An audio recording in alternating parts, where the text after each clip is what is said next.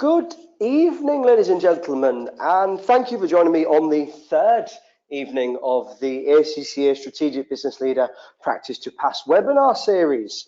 Thank you again. You know, it's absolutely wonderful to see a few familiar names, should I say, in the attendees tab. Just to make sure you can all hear me, and a little bit of formalities again, if people have either logged in for the first time or not logged in before, just let me know you can hear me by putting a yes or a Y or even a pleasant greeting into the question panel, and I'll keep an eye out for that to make sure that you can hear me. Furkan, Aisha, Paul, Mahmood, Sanika, Nasir, lovely to see you all again. It's absolutely fantastic, and really looking forward to this evening's session. Thank you, Erica, Tega, and Atika. Wonderful. So it's good to be back indeed, Erica. And hopefully this evening you'll be looking forward to an engaging evening. So I can see already, is there a Kahoot? Wow, I must have gone down really well. Yes, there will be a Kahoot this evening. But we're just going to sort of move through this evening slightly differently. We'll probably do that later in the evening to keep us awake. I appreciate that Wednesday is the middle of the week for the majority of people. It's actually slightly different out in the Middle East. So in Dubai and in the United Arab Emirates and in other countries as well, like Oman and the other parts of the Middle East, our working week is a Sunday to a Thursday. So Wednesday for me is like the Thursday for the most normal people, or for the normality of other regions. But don't worry, I'll still be here tomorrow and on Friday. So well done for everybody who's got to the middle of the week. We are significantly more successful than we would be if you weren't here. And I can see the numbers ramping up in the attendees, which is really encouraging to see. So with no further ado, I'm going to click on through the PowerPoint, the presentation, and talk you through what we're going to be doing this evening. And hopefully you guys will be able to help me as we go along. And as promised, there will be a quiz, there will be a Kahoot. So hopefully you can look forward to that. Last night, we went through and we looked at Railco, which was specimen paper 2, and we commenced with our exam walkthrough. And within that, we did a walkthrough of the exhibits and an introduction. We dissected requirements 1 and 2, and then we did an answer plan for each section of questions or requirements 1 and 2. And it was a really good way of getting to understand how to attack these requirements and break them down into more manageable chunks. This evening, it's more of the same, but we're going to be taking on questions 3, 4, and 5. And then we're also going to be engaging with a little bit of feedback that I've had from some students and give some overview. I remember yesterday there was an individual, I think it was John, hopefully John's on this evening, and I'm sure it relates and it'll be helpful for you all, asked me to look at things like internal controls. And I'm also going to give you some exam techniques specifically on how to develop your points, because I don't think any of you were necessarily struggling with thinking of things to put in your answer plan, but you maybe were thinking, well, how can I get that to be regarded as a worthwhile comment or a worthwhile point to actually gain marks? So I'm going to show you an exam technique and a way of structuring your paragraphs and sentences to try and maximize your mark allocation, which hopefully you will find useful. So let me just have a quick look, see if anything's popped up in the question panel that's urgently needs dealing with before I get started. And I don't think there is. No, everyone's just happy to be here, so fantastic, including me. So where to start? Developing your point. One of the techniques I used to teach all my students and continue to teach all of my students, and it's actually one that's transferable across most of the strategic professional level, is a technique whereby we need to consider how to develop the point. So this little line here, up to 2 marks, were often available for well-developed points, comes from every single examiner's report that I've seen. And I'm going to show you what I mean by the term so what. I was having a conversation today with a student who's on the Practice to Pass webinars, and I said to them, this phrase, this terminology, so what, is not necessarily the most professional way of trying to get my point across. It's not the most professional language. But if we put that to a side for a second and they try and empathize with why I use that, I use the term so what because it's short, effective, and easy to relate to. And when I'm trying to teach students and I'm trying to get you to understand what I'm saying, I will make sure that I put it in as simple terms as possible. So whenever you're writing something, you're writing your point and you're thinking, how do I need to develop it? Think, so what? And to do that, I use the acronym PEC. And I visualize a woodpecker in your exam and when I'm writing down my answers to try and sort of think about that. So it's quite telling, and you might be able to hear this, that little pecking noise. And that's me trying to get you to hold on to what a peck is. It's that little niggle in your answer where you're thinking, have I expanded as much as I possibly could? And to do that, many students are fantastic at getting the points. And I'm going to give you some examples. And then they forget to do the other two parts, which is to expand and comment. When you put your point, you are effectively stating a key issue which you have identified in the case.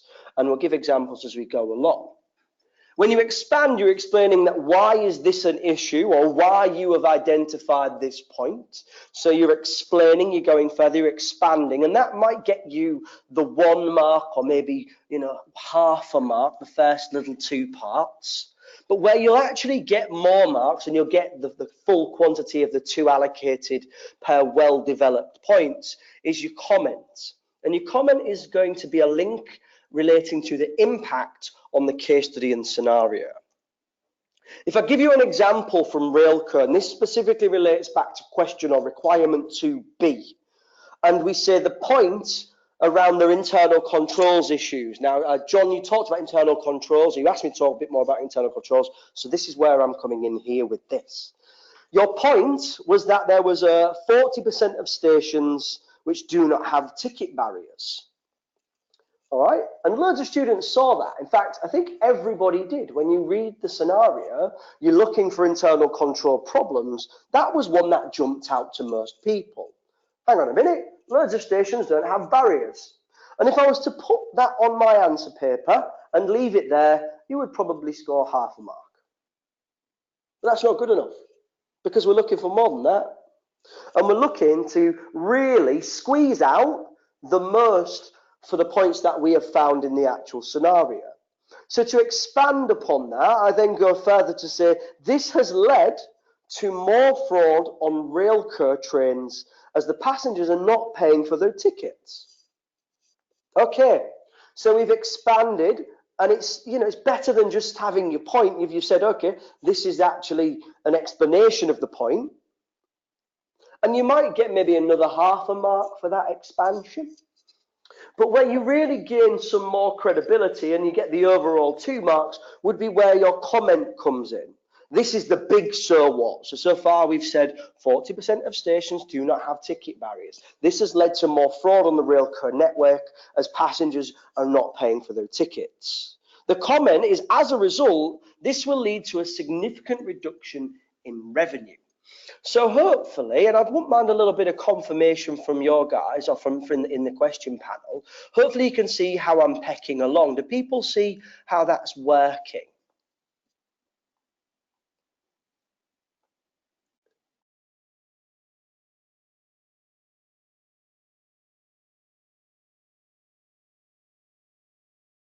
Wonderful. Yeah. So I've got a bit of confirmation that you see how the PEC's working. And I want to show you how this translates maybe into a more continuous prose and how I'd like to see it structured. So what I'm looking for as a marker is effectively a student going through, pecking their way through the exam.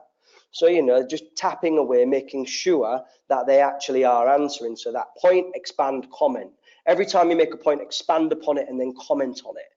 And it can be it doesn't need to be one thing. It doesn't have to be just revenue. It can be related to costs. I think Nasir mentioned something about costs in the question box, which is brilliant. And what I'm really thinking about with the comment is that you are training and studying towards being chartered accountants. So that comment to some extent wants to relate back to necessarily what a chartered accountant or a strategic business leader with a chartered accountancy qualification would be thinking. So it could be that the reduction in costs is what you put, or reduction in revenue is what you put, or it might be an increase in costs as a result of increased overheads per passenger. If you were to write this out in your answer, I would want to see a subheading. And I really can't emphasize this enough, and I know I'm going to continue to do it, but passengers without tickets underlined guides me as the marker and really helps me understand what you're about to say. And in times of pressure and in times of stress in your exam, these headings really do add a lot of weight and a lot of value and professionality to guiding the reader and helping ensure that you cover all the major points. So within your answer, you could expand upon that PEC. So you could go along the lines of, it's been highlighted over the last 2 years that Railco believes that a significant number of passengers are travelling on Railco's network without tickets. An internal control, or a key internal control weakness, would appear that there are approximately 40% of Railco stations that do not operate ticket barriers, allowing the potential for customers' ticket fraud. This potentially will have seriously damaging consequences on the performance of Railco in that revenues are not being optimized. Now, that's the type of thing that would definitely pick up the majority of the well-developed point marks, in fact, all of them, because it comes straight from the actual model answer. And hopefully now you've seen me break it down in a PEC point of view, it becomes a little bit more relatable, a little bit easier to grasp.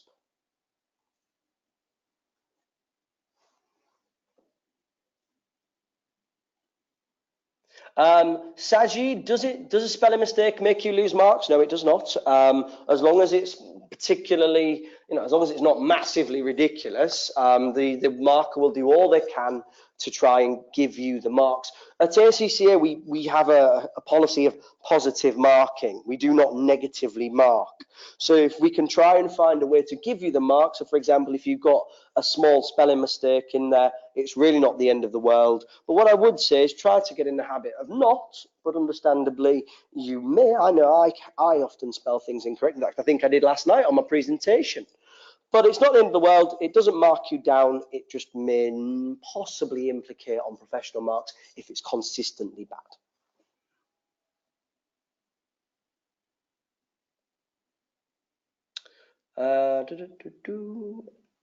Wonderful. So I'm glad you said it's very helpful. Fantastic, Nasir. You're already jumping the gun, which is not a bad thing. And maybe I should change it. You're already ahead of the game. Nasir is already throwing other internal control issues. Nasir, we want you to PEC, and the one that you stated, which I believe, was a lack of investment on online ticket booking systems. So Sealand and A&R have invested in both online booking systems. That's your point. And then you're thinking, all right, nice one. So what? And then you expand, you explain how that happens to be a problem for Railco or the implications and the surroundings of Railco. So Railco lacks an investment or development in IT. So we're expanding, we're going further, we're saying, right, Sealand and A&R have actually both got online booking systems. Railco doesn't. This represents a lack of investment or development. And the comment, this will hamper long-term performance of the business. So you've done your PEC again, point, expand, comment. How does this translate? Well, I would want to see a subheading noted lack of investment in online booking systems and words to the effect as follows. A further internal control weakness could be seen as the lack of investment in online booking systems. Several other national train operators offer online booking facilities, and evidence suggests that this has positively impacted upon the revenue growth and customer satisfaction in all of these businesses. And they even reference the appendix that it's come from. So they're saying Appendix 3, which is fantastic. So they're referring to the exhibit where they found this information. And you are more than welcome to do that in your answers. It is quite a nice way to strengthen some of your answers and expand upon them. Then they talk about the lack of focus upon IT investment and development is a key strategic information system.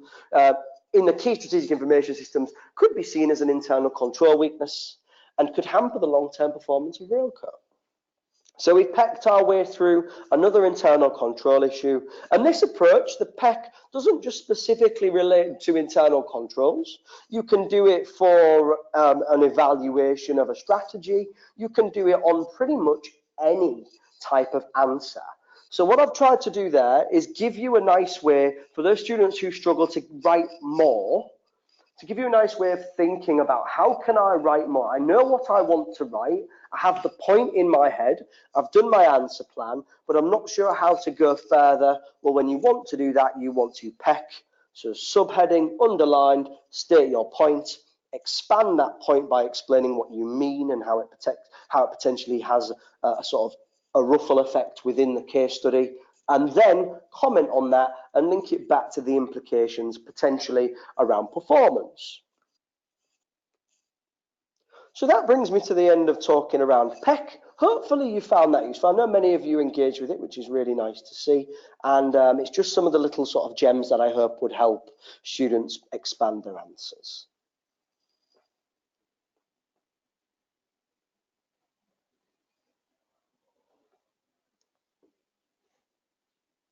Oh, John, I can't believe it. We've been talking about you and you've only just logged on.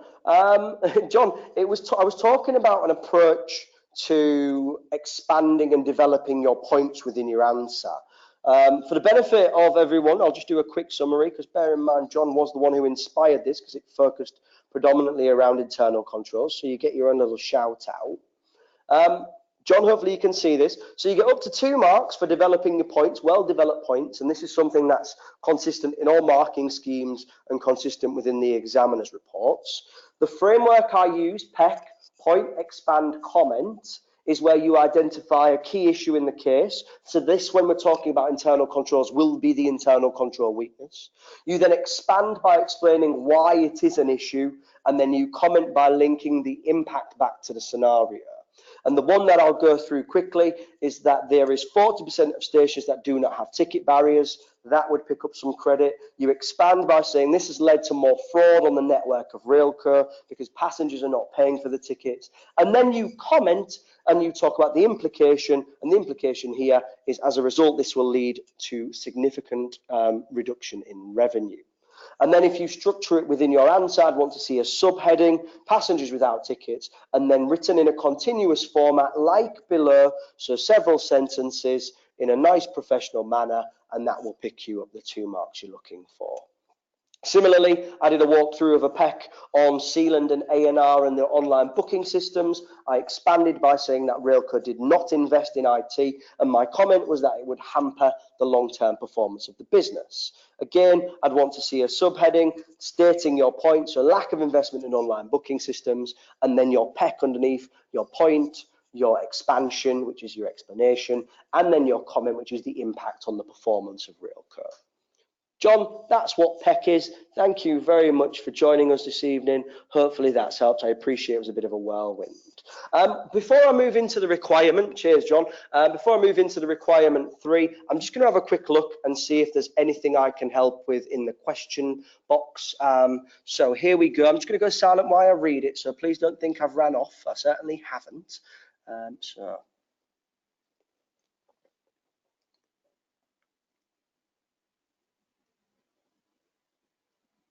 Ortega's asking, would it be out of line for our comment to address the strategy? No, not at all.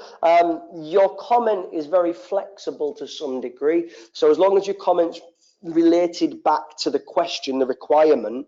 So one thing I will say is that the PEC is a very flexible way of expanding answers, and therefore your comment can be flexible in terms of as long as it's addressing the requirement. So if you want to talk about strategy, Ortega, feel free.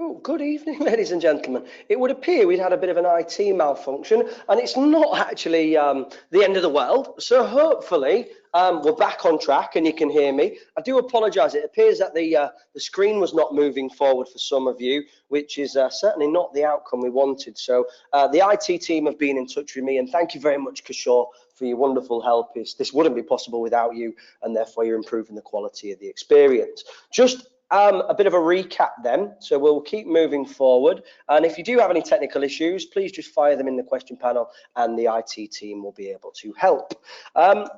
So I was talking through, and you're probably sick of me now talking through, how to develop your points. As I move along, just give me a little nod if you can see the screen moving, because I know that was the issue previously. You could hear me ramble on, but you probably couldn't see what I was talking about. The PEC approach, so point, expand, comment, and a nice bit of visualization. You make your point, which you identify your key issue within the case. You expand by explaining why it is an issue, and then you comment, whereby you link it back to the scenario. I was given examples whereby the train station didn't have ticket barriers. This would lead to an increase in passengers not paying for tickets, and as a result, this fraud would cause significant reductions in revenue. I then showed you how I'd want to see it in your answer with a nice subheading saying passengers without tickets, and then a couple of sentences. So what have we got? 1, 2, 3 sentences in continuous prose expanded to give you the answer. So now we're back up and running. I won't sort of wring this process out too much longer, and we'll get stuck into the requirement 3. So I can see most people were back on board, and I can see the question panel. So thank you, everyone. Yay, now I can see. Wonderful. Furkan, Kirsten, Leanne, wonderful. We're back on board, and we're up and running. I also went through a PEC, the so what approach, when talking around another issue, which was Sealand and A&R having invested in an online booking system, whereas Railco had not. This was an issue, the comment, because it would hamper the long-term performance of the business. And then I would represent this with a nice subheading, so lack of investment in online booking systems, and then written in continuous prose underneath. I would go on to talk about how my PEC fits in terms of answering the requirements. So I'm glad that's been useful for you. I've seen in the question panel that it has been. I'm now going to talk more about requirement 3. So requirement 3 in your Railco specimen paper 2 is pushing forward with the timeline. So it's now 2 months after the letter, so after requirement 2, and the NAA chairperson of the trust board, and you are a non-executive chairperson of an ad hoc subcommittee constituted by the Nomination and Corporate Governance of Railco Trust Board. This actually is my favourite requirement because you get to decide on the actual credentials of 2 potential chief executives. As a consequence of the NAA review and the recommendations of the Railco Trust Board, the Ministry of Transport recommended that the Chief Executive of Railco should be removed from his position. Okay, so we fired John Rose, which is unfortunate but necessary. Following the termination of the Chief Executive's contract, the position has now been advertised both nationally and internationally, and a person specifically has been, or personal specification has been uploaded to Railco's website. In the last 2 weeks, 2 candidates have been shortlisted for final interviews, and a summary of their CVs has been reviewed by the Nomination and Corporate Governance Committee of Railco. So this is where we start to take a look at Exhibit 5. Required. Following the review of the suitability of the shortlisted candidates against the outlined specification, you have been asked by the chair of the NCG to do the following. Write a report. Fantastic. So it's telling you what to do. That is the format that we would expect you to produce. To the chair, so there's your audience. So it's going to a senior individual within the business, which evaluates the suitability. So remember we talked yesterday about an evaluation. It doesn't want to be a one-sided argument. It wants to have some points which show that you can balance your argument and balance your understanding. It doesn't necessarily need to be of equal weighting, but certainly that you can constitute and understand 2 sides. So which evaluates the suitability of the shortlisted candidates for the position of Chief Executive of Railco Boom, there's an and in the middle of requirement 3A. So therefore you've got a second part. Recommend with justifications which candidate you consider to be the most suitable for the position. I tell you what, if you got to do this at work, wouldn't it be very fun? You get to look at CVs for who's going to be the chief executive, and you get to assess them against the specification criteria, so the job spec, and then you get to give your recommendation on who to hire. In doing so, you need to demonstrate commercial acumen in using your judgment to evaluate the relative merits of the two candidates. So with the commercial acumen skill, you need to actually show that you can show, or you can illustrate that you have a good understanding and good comprehension of what a chief executive should be doing, and you're considering the wider context of the case. So not just necessarily looking at one specific exhibit, you're now bringing in some of your knowledge from the previous exhibits as well, and the overall scenario and what's going on in terms of maybe the performance of the business. Part B, again, this is why question 3 is my favorite one. Prepare 2 presentation slides. How many? 2. You wouldn't be amazed how many students produce 3 or 1, but yet it told you, produce 2. With accompanying notes, so it tells you wants you to write the notes as well. To explain to the NCG the contribution which the chief executive should be expected to make in terms of talent management to support the necessary change program required at Railco. You are giving 2 professional marks for communication skills in conveying relevant information in an appropriate tone. So in a professional context, and guess what? In 2 slides, prioritized with a few points on each, an appropriate note format underneath. In fact, it's very much like making this PowerPoint. Effective reading and planning. So now when you're reading the exhibits and you're reading exhibit 5 specifically, you know what you're looking for. You're looking at the job spec and you're looking at the suitability of the candidates, candidate A and candidate B. You're also going to work through this in terms of quite pragmatically breaking it down. So what I'd be doing when I've got this in front of me is I'd be writing all over this exhibit, and I'd be putting maybe little ticks or stars against the things that are very important and key.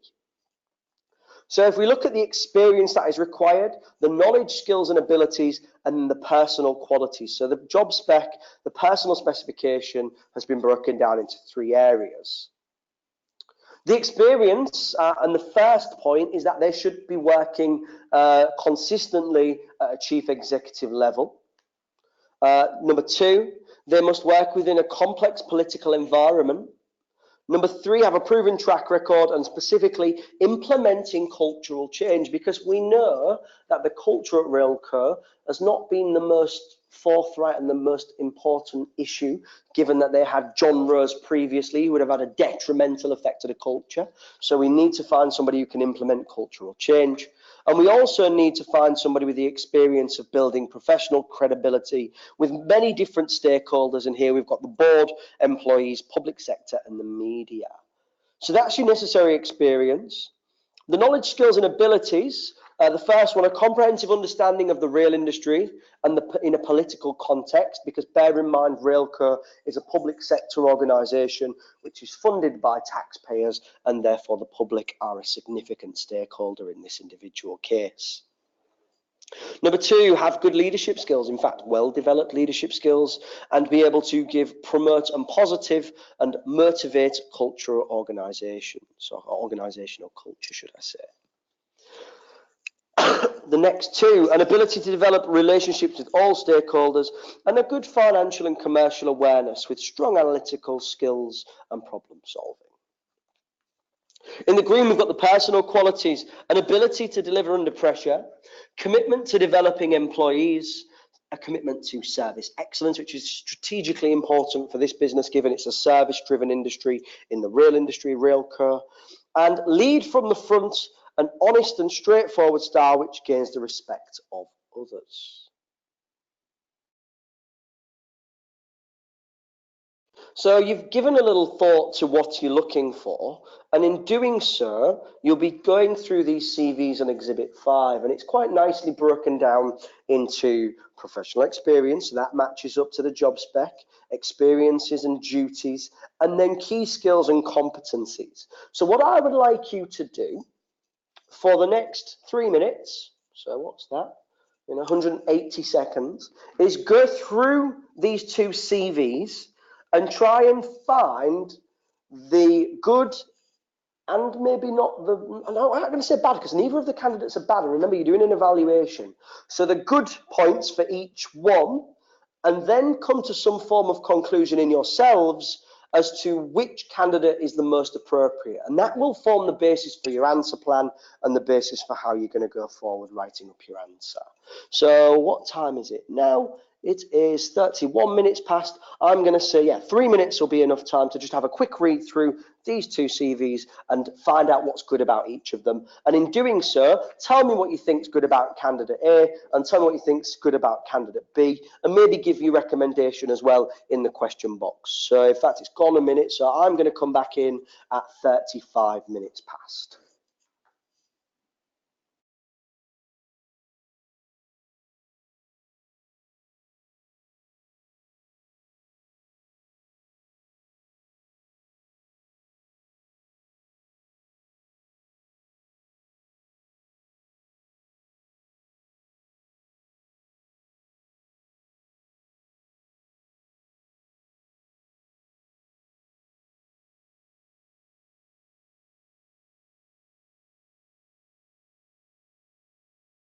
While I'm having a little read through the question panel, I can see that John, yes, your understanding of the PEC approach or the PEC approach is really good. Yolanda, I'm glad that you appreciate it. I'm hoping that it can be one of your areas that you become extremely competent at.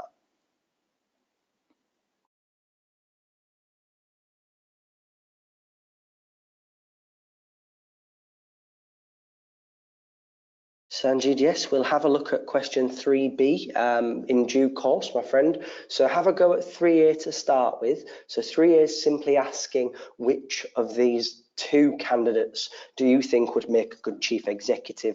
But in doing so, you can't just give the recommendation outright. You've got to evaluate the good points of both, which one's most suitable, and then give a recommendation. So if you could do that for me, that would be amazing. And just pop your answer plan and a few key points in the question panel, and that'll really help engage as we go along. Cheers.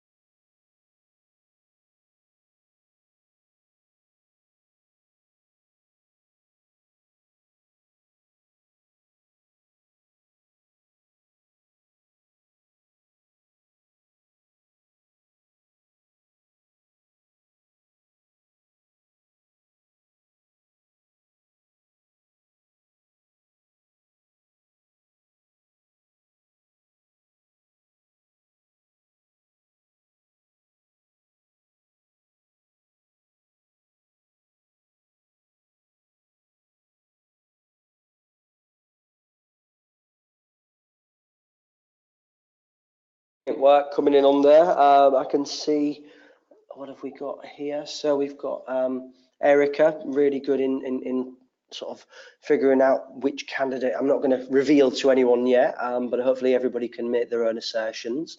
Erica, you're absolutely on the money. Furkan, thank you very much.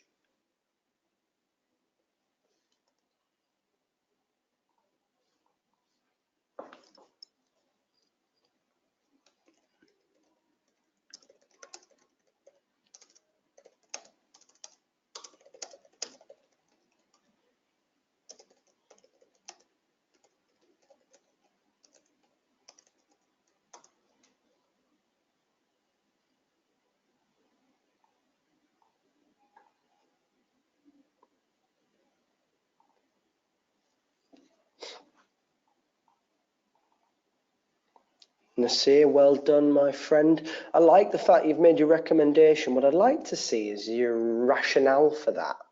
So if you want to expand upon it, because your recommendation is absolutely perfect, and I know we're just discussing it in a format what we can do on this platform, but if you could maybe chuck a couple of little bits in there as to why you think it's that particular candidate, and maybe even more difficultly, think about why not the other one. Husnain Mahmood, wonderful. Yeah, change leadership's a very important aspect here.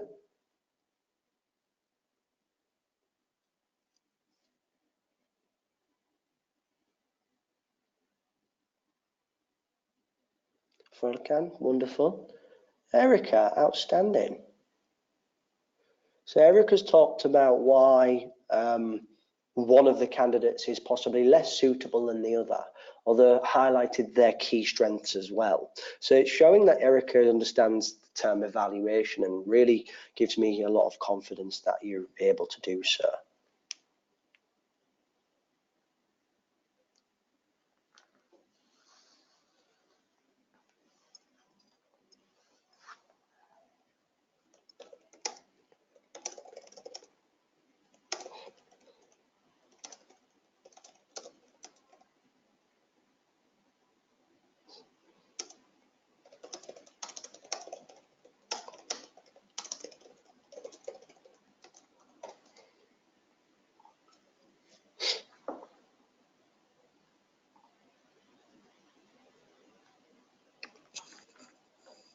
Yeah, some really good answers coming in here.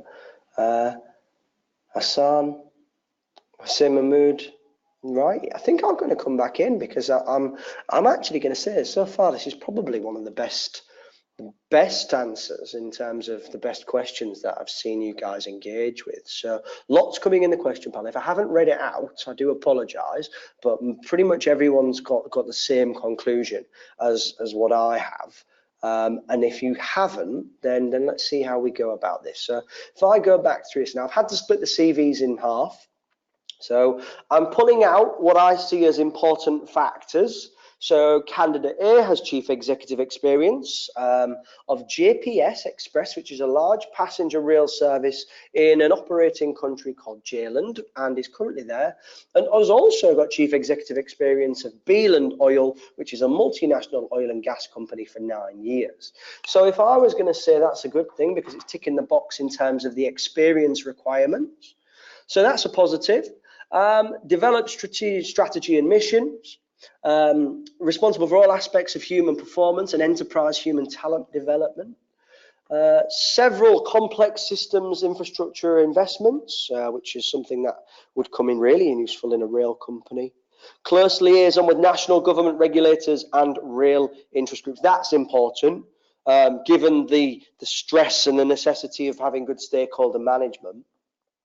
And regular liaison with external suppliers, the media and the public, and given Railco's current issue with the media and subsequently the public as a result of, the Beeland Herald's negative publication that we've already read, this guy seems, or this person seems very appropriate. Having said that, candidate B's got some fantastic possibilities. So currently a chief executive of the world's third largest engineering manufacturer of aviation industry, based in Sealand, which is a country which is actually being compared to Beeland already when we were doing the performance analysis, and was the finance director of Sealand Rail for around 3 years. So there we go. That's not a bad thing. But does it meet the job spec? Just glancing through, it's not as good a fit, but it's still not bad. Other good things around candidate B, responsible for driving growth of revenue and increased operational efficiencies. Now, in my opinion, that's something that Railco really does need, given the fact that their revenue is not growing in line with their ticket costs, and they have significant cost implications and cost issues from a magnitude of cost control issues. So maybe the barriers, lack of investment in IT as well. Can identify skill gaps, providing advice on hiring strategies, but maybe not at such a higher level as candidate A. Liaising with key strategic suppliers and customers, so it's got stakeholder management, but again, slightly at a more operational level. good understanding of budget expenditure, and motivating and providing strong leadership to all departments. So this is where I then pull out the bits that I like. So I'm put the ticks next to it because they're all good things. But what I'm going to do is going to try and sort of identify the two key bits at the beginning of these CVs that make me think candidate A or make me lean towards candidate A. I believe that candidate candidate A, definitely not a horse, candidate A has better or more appropriate even chief executive experience. I also believe that because candidate A has regularly liaised with external suppliers, the media and the public, that is also a significant advantage of candidate A over candidate B. So if I look at this now, I say that candidate A has the 2 stars where we talk about the chief executive experience probably being the most effective comparative to candidate B. So they probably have better levels of chief executive experience, given that they work in Jayland for a JPS Express, which is a train operating company, and has also worked in oil and gas previously. And the key one at the bottom there, regularly liaison with external suppliers, the media and the public. This would be a significant advantage candidate A has over candidate B. But that doesn't mean he's out of the race or they're out of the race. We've also got some other positives in terms of competencies and key skills, all the while trying to match this back to the job spec. So candidate A has a focus on strong internal controls, customer focus and driving improvements. Change leadership, fantastic. And has been involved in the successful privatization of a company known as V-Trains, interesting. A charismatic leader with successful track record in managing cultural change from the public sector. We do need some culture change at Railco. Again, more about relationships and a highly effective leader, but we're not writing off candidate B either. Candidate B has the ability to network and liaise with stakeholders at every level, particularly customers and strategic suppliers. Has strong experience in project management, has a track record in successful leadership, good interpersonal skills, highly commercial and operationally strong, financial awareness and commercially astute. I think for candidate A, though, this is where they pick candidate B, the change leadership and the public sector experience. So I suppose the next thing is how would I show this in my answer plan? So what I would like you to do is to plan an answer, maybe using a couple of subheadings and a structure that you feel appropriate. So we readdress the requirement, write a report to the chair of the NCG, which evaluates the suitability of the shortlisted candidates for the position of Chief Executive of Railco and recommends with justification which candidate you consider to be the most suitable for that position. So I would like to see if you know what a report format looks like, and then the key headings that you would put in it. So feel free to throw that into the question box.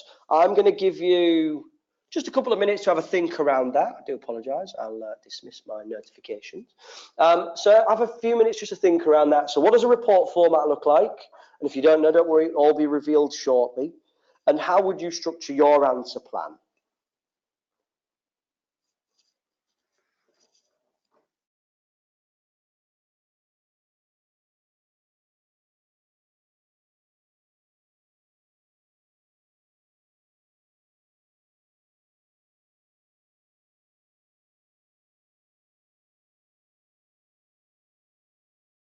Farkan, wonderful. Yeah, so we've got a good structure there. Well done.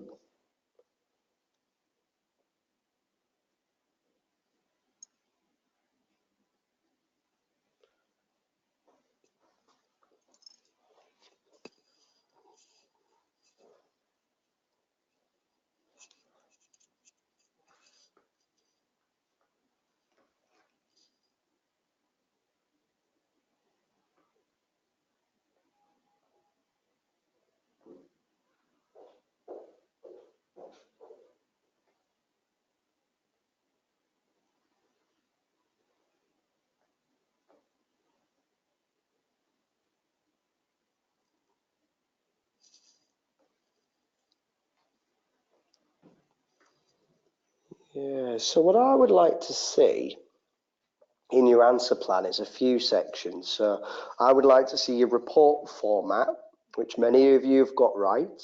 So it would be report, to, from, date, subject, introduction, and then subsections. So I would probably start with a section around maybe the personal specification and the criteria set out by the board. And then I would have two other sections. I would have candidate A as one subheading and explain how candidate A and evaluate how candidate A was actually appropriate. And then I would have candidate B as another part of the answer plan. And I would explain all the good things and the maybe not so good things about candidate B. And then I would have a last section, which is the final part of the requirement, which is, yes, either a conclusion or a recommendation. Thank you, Erica. So Yolanda, that's insightful. Erica, fantastic. Let's see how I've gone about laying mine out. Hopefully you can still see the screen. So I've split mine over 2 pages for the purposes of the presentation. So I've got report, to the chair of the NCG, from the chair of a subcommittee, the date, and just for an administrative overview, the date in your exam will be the date of your exam, which is the 3rd of December 2019, unless you are strictly told otherwise in terms of a date. I often just say that the date of the exam is fine.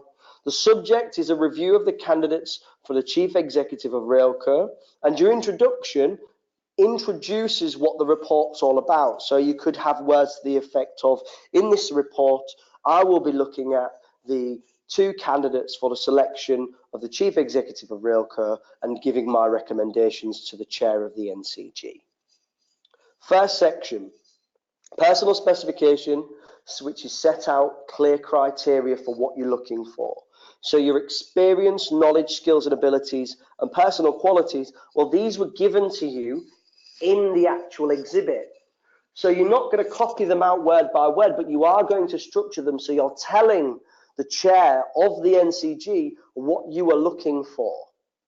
So I would have some form of structure there where I would talk about the experience needed to be chief executive level of a similar company, knowledge, skills and abilities around the rail industry, in a political environment with key strategic stakeholder management skills. And then I would talk about the personal qualities, for example, being able to deliver under pressure. What you're doing is you're reporting to the chairman what you are assessing the recommendation of the chair of the chief executive against. Excuse me. Candidate A would be my next subheading, and I would talk about their experience at chief executive level since 2000. So that's 16 years of solid chief executive experience, working for an oil company and an express train company. I would then pull out the fact that they've got public sector experience, strong stakeholder relationship management, and have dealt with external bodies, and also maybe the fact that they deal with the media and the public as well.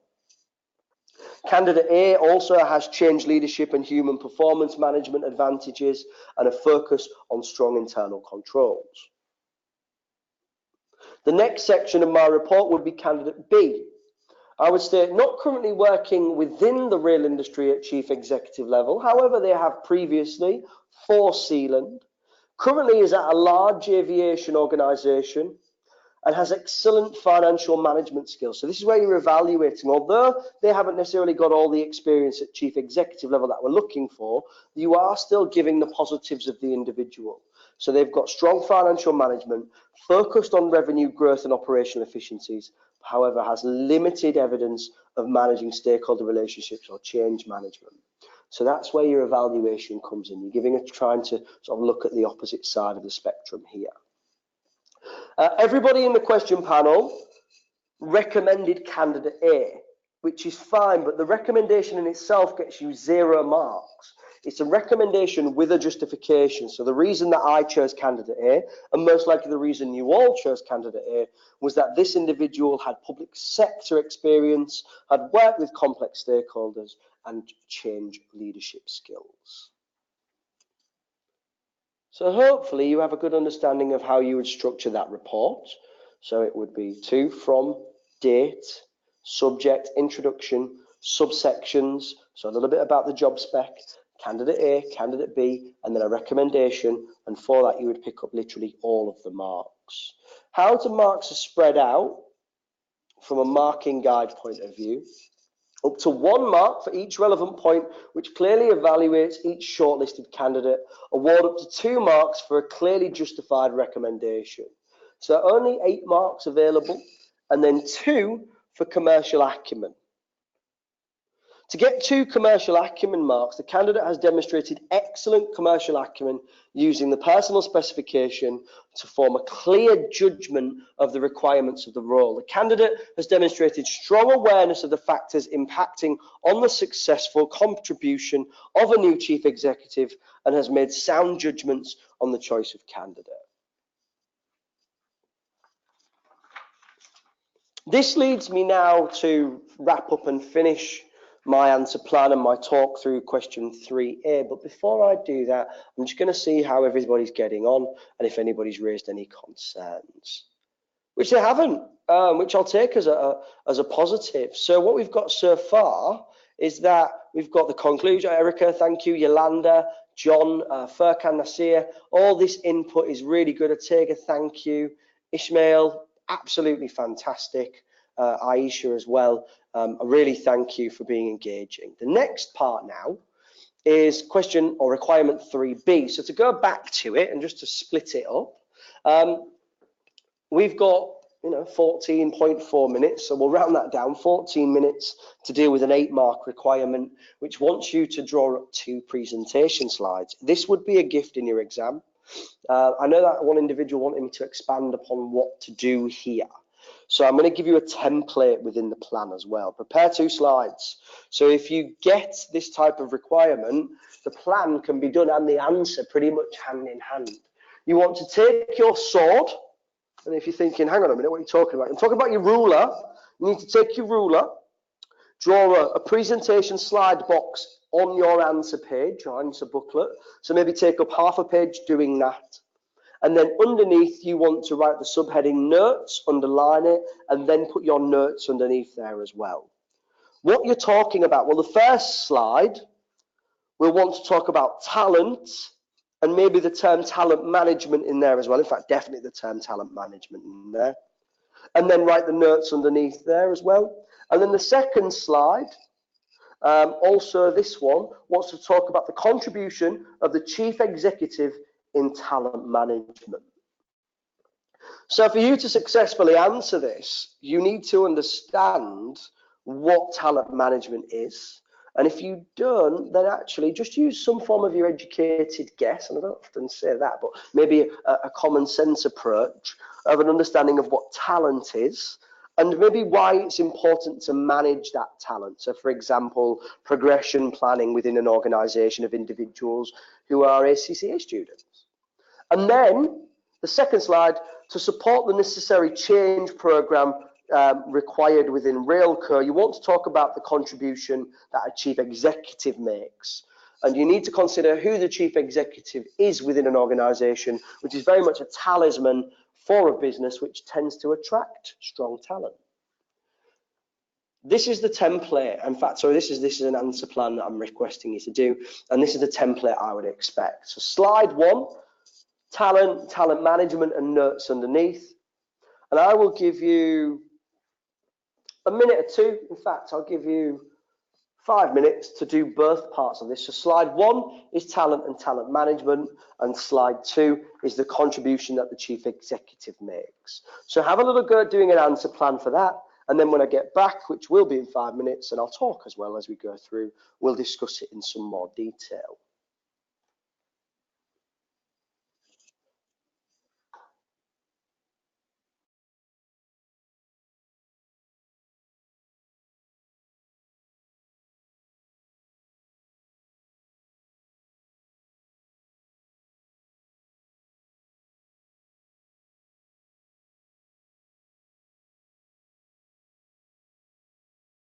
As you are doing your answer plan, I'm going to have a look in the question panel. I can see Sanika's question, so let me just take a second to read it.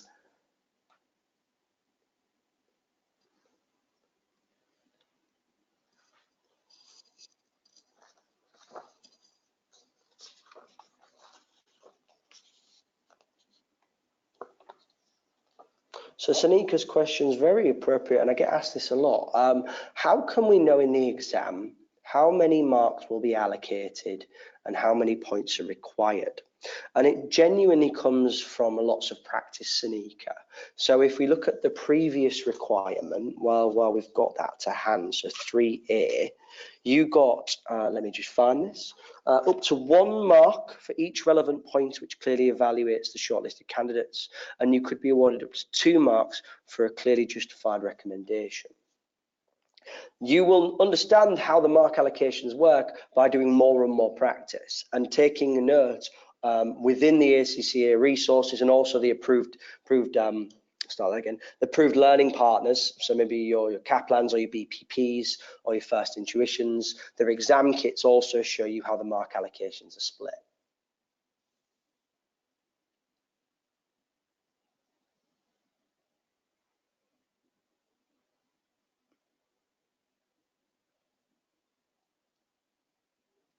Thank you, Sanika.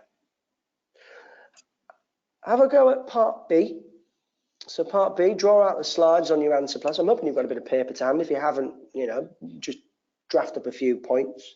So make sure that you're talking about what you'd put in the slides themselves, and then we can have a discussion around the notes as well. I truly believe this question 3A, is a wonderful, very appropriate professional type question.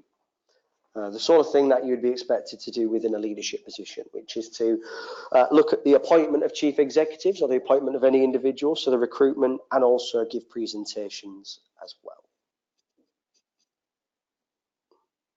Nasir, fantastic. Yeah, talent management to attract, retain and motivate staff.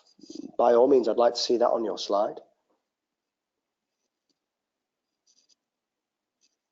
Yolanda, fantastic. Again, yeah, your slide 1 and the comments you've put in the question panel are very relevant.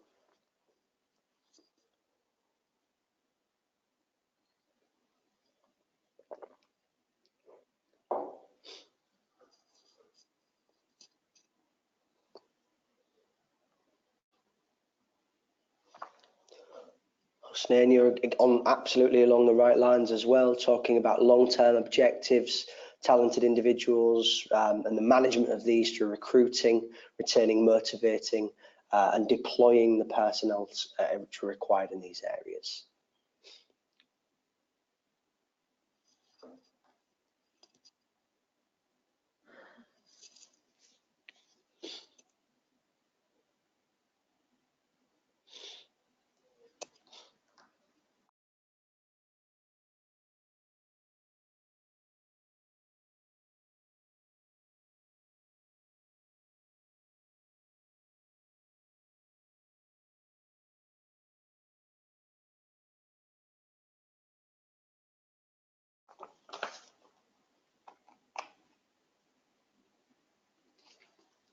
Nasir is asking, which is a perfectly legitimate question, for question part B, 3B, and the later part of that requirement where it says, to support the necessary change program required at Railco.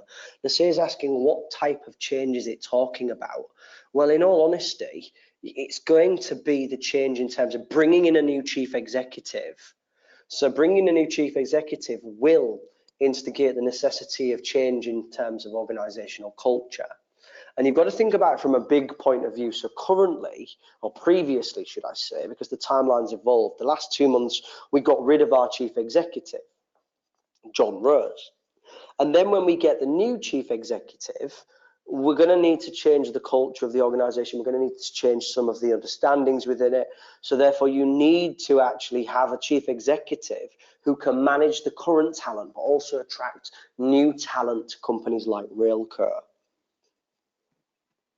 Nasir, I hope that's helped. Yeah, thank you.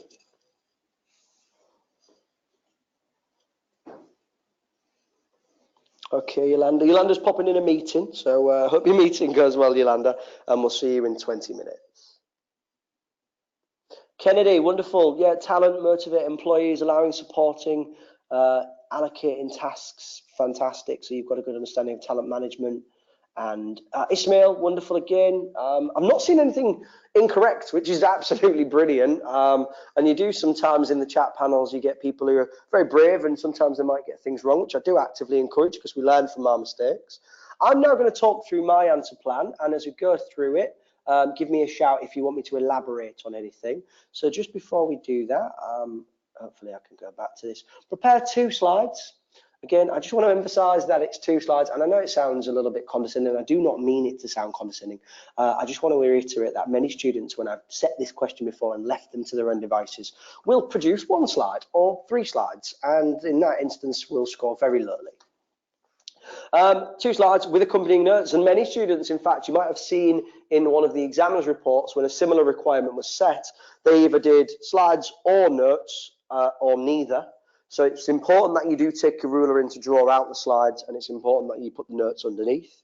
So accompanying notes to explain to the NCG the contribution which a chief executive should be expected to make in terms of talent management to support the necessary change program required in Railco.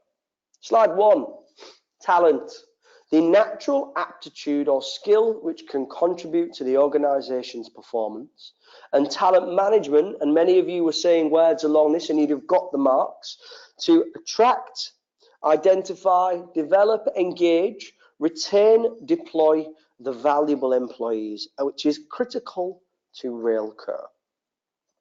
Within the notes, as I move down the slide, talented individuals make an impact on the performance of the company. This should be of the utmost importance to Railco, an attempt to turn around its performance. Talent management should be a key part of the organisational strategy and the development programme to coach, network and develop talented employees to make sure that the staff are effectively trained and motivated. There's your notes underneath, and you would score many, many marks for this. In fact, if you do get slides and a presentation in your exam, I hope you sit there with a smile. Slide 2, the contribution of the chief exec in terms of talent management. And on the slide, I want to see comments along the lines of lead from the top, because it's the chief executive's job to set the tone of the organisation, and therefore their leadership style and how they deal with talented employees is extremely important. They should also have buy-in from senior management. So that second point, senior management must assess the talent needs for a change program. So therefore, when they bring in the new chief executive, they're also probably going to bring in some more people or train up the people they've got at Railco. And it's the chief executive officer who is the driving force in attracting talent and building a high-performing workplace. The notes underneath. The chief executive must lead senior management team to understand that talent management is key in the change program at Railco. So when you do get a new chief executive, they will want to bring in their own people or develop the good people they have at Railco already. Visibility at senior level support, or the visibility of senior level support, is critical. So for people to be motivated and also for them to stay within the organisation, it is important that senior management buy into a change management and talent management program, because otherwise people will just think, well, I'm going to leave because I'm not going anywhere. I'm not progressing. The ability to attract external talent depends on the brand of Railco, which is very much focused and centred around the chief executive. So the chief executive is the driving force, integral in creating the employer brand, which will attract talent. If you think about organisations within the world, and I'll just think of several different chief executives, so maybe you might automatically think about, I don't know, Virgin and Richard Branson, how he's a very sort of charismatic leader and how people want to work for that organisation, or maybe how Steve Jobs was also a charismatic leader and how people wanted to work for Apple. And I'm sure there's many individuals within your organisations where you look up the hierarchy, or maybe you are that person within your organisation which does attract people to come and work with you or for that business. At this point, I'm going to now look at the marking guide. So you get up to 3 marks per slide, which is very nice. So make sure you do slides and notes. Up to 1 mark for each relevant point relating to the impact of talent management in the change required by Railco. Remember, you've got communication skills. So a poor candidate would have been one, quite frankly, who wouldn't have set this up in an appropriate format. So you can see the little red dot. The answer is not communicated in an appropriate format. In other words, they didn't do it in slides. Or turn. So it isn't set as if it's for a non-executive director of the nomination committee. It's maybe set in slang words or abbreviations. So try and keep as professional as you can. As we move up the Likert scale, we go to the 2 marks, which is what you hopefully all would have achieved. The candidate has demonstrated excellent communication skills. The presentation slides and the notes were correctly and effectively structured, covering all key issues needed by the nomination committee to explain the contribution of talent management expected of the new chief executive officer. Now, personally, I think I've said this a few times, but I will say it again. I really liked requirement 3. I'd be interested to know if you did. So actually, why not do a quick question there? How did you find that? Did you like requirement 3? Would you think that it would take the allotted time? I'm just going to do a quick calculation. So what was that? And I do apologize, I've not got my calculator to hand. That serves me right. So all in all, you would have had 32 minutes for the 18 marks for the entire. Oh, Elon Musk has popped up. Nasir, fantastic. There's a charismatic leader. 32 minutes you would have got for question 3, requirement 3. Do you think you'd have been able to do it in a quicker amount of time, or do you think you might have struggled? I'd like your feedback on requirement 3, please, in the question panel. Nasir, I've got that straight away. Thank you very much.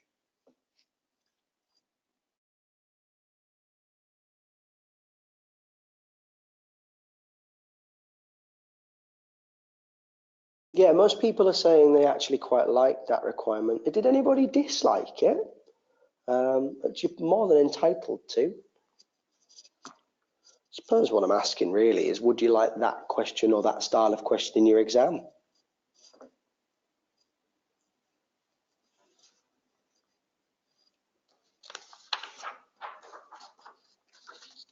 Cheers, Paul. Thank you. Oh, Farouk, yeah, lovely. I laughed because I read the first part and I was a little bit like, oh no. For the benefit of everyone, Furkan even said, I did not like it. I loved it. So I mean, that's a fantastic bit of feedback from my side. Husnain, I really like that question. So Husnain Mahmood has said, how can we be sure about the headings in the slide? And I suppose I was very kind to you when setting the sort of, I gave you those headings. So what I will do now is just flick back to the requirement and try and show you. So I would always use the requirement and the guidance of the requirement to ensure that that's the structure of your answer. So if we go back to the requirement, so prepare 2 presentation slides with accompanying notes on the contribution of the chief exec. So I would have that as one of the headings, which we did. And then also, because it talks in terms of talent management, which is the subject area within the actual syllabus, I would also expect you to pick that up and use talent management and talent as a heading. Now, I appreciate it's easy for me to say that because obviously I've studied this immensely.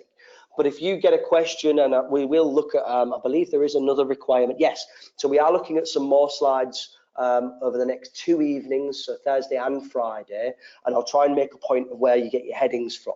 And this isn't just headings in terms of those slides. So if we just put a pin in that for 1 second and we think about how we get our headings generally, we use the requirement to guide us, because what you're effectively doing is writing a heading, a subheading in any of your answer, whether it's in a slide, whether it's in a report, whether it's in a briefing note, whether it's in a public statement. The headings want to be generally pulled from the requirement, because then you are guiding the marker. So they're looking for a section on chief exec and a section on talent management. And in other questions, if we just flick back, so if I go back to this one, they're looking within this one a report format, so that can be one of your headings. They'll be looking for the suitability and an evaluation of the candidates, so you want to probably give some headings around the candidate A, candidate B, and then they're also saying consider the person with a justification and recommendation, so another heading which says recommendation. So generally across the board, every single one of your headings can be formatted and taken from the requirement itself.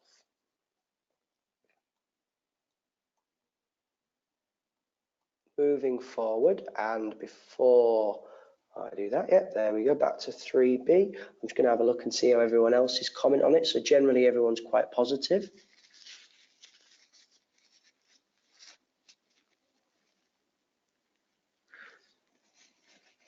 So many people are positive.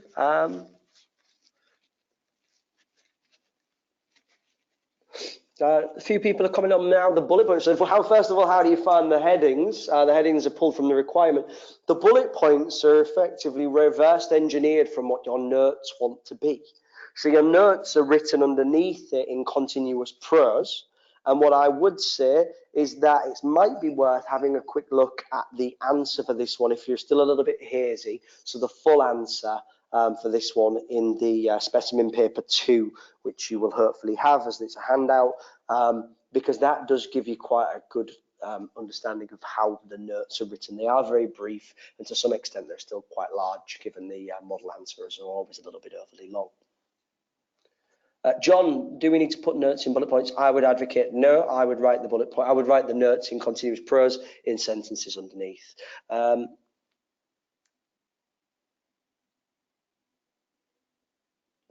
Ashan, yes, you've stated that you maybe find it quite difficult, but a professional skill here is to be able to prioritize as well. So therefore, you should know which points are to be the most important, and therefore which ones want to be on the slides. Thank you, Ashan. Right, guys, it is probably a natural pause, and I'm going to carry. Aisha, thank you very much. Keep throwing in anything in the question panel. I'm going to take a natural break. So I've got around 13 minutes past 8, so we will open Word up.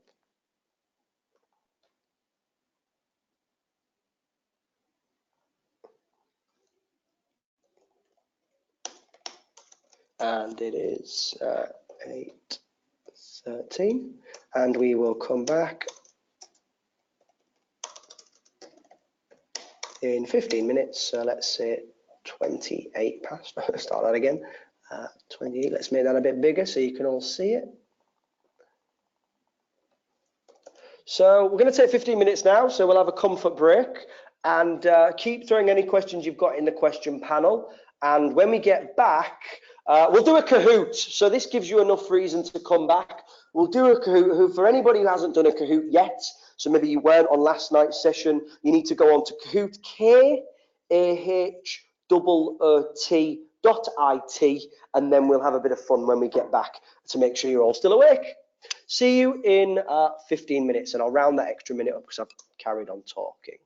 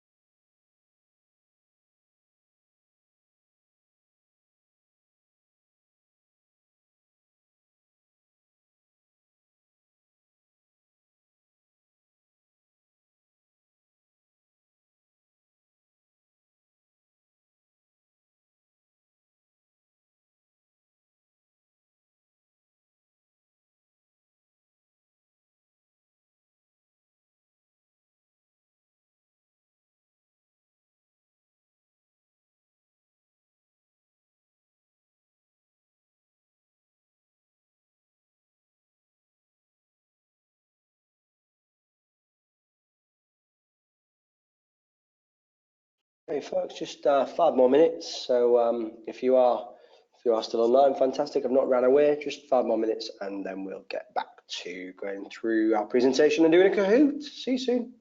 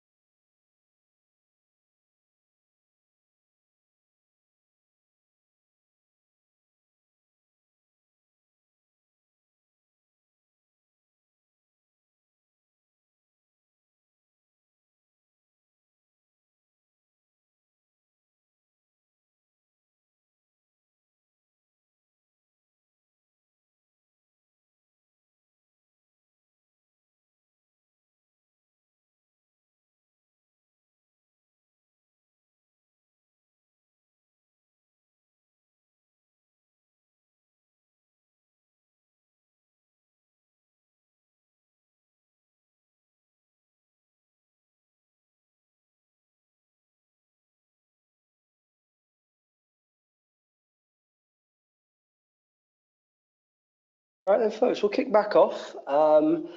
Before I get stuck back into the presentation, so I'll just press play.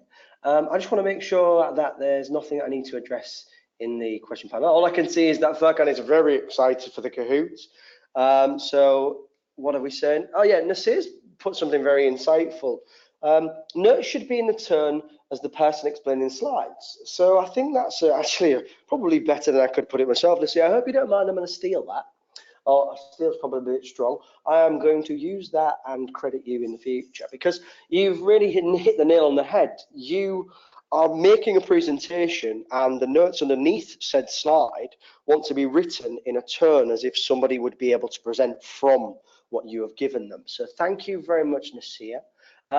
So with no further ado, let's get stuck back into here. So hopefully everyone can see my slide. For those who weren't on last night, feel free to get involved this evening. For those who were involved last night, I hope you all still get involved because it was very fun. And I've had lots of feedback, lots of positive feedback.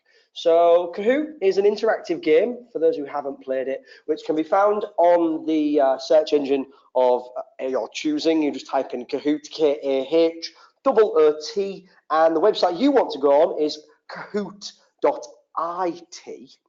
Because that allows you to then engage into the game itself. I'll give you the game pin in a second. You can use your laptop or your computer. You can use your mobile phone or your tablet. You don't have to download the app, and hopefully your internet's quick enough. When we get onto it, there is an array of questions which I will read out, and then the colors, red, blue, will go orange and green. They correspond to the answers which are on the screen. So that's my little introduction. Let's get stuck in and we will start. This is ACCA, SBL, Railco, Prepare to, or Practice to Pass, Evening 3. We'll go with a classic game as always, and all you guys need to do is enter the pin into your device, which is 378843.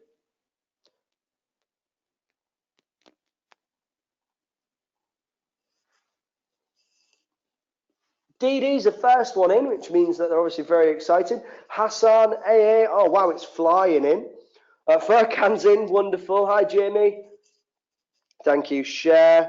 Tiga, we also got Yolanda. Cindy, thank you for joining in this evening. Nushad as well. Cheers, Dasu. Hi, Yite. SP, nice little acronym there. As accountants, we do love an acronym. Ismail's back in the building. Hassan, Aisha.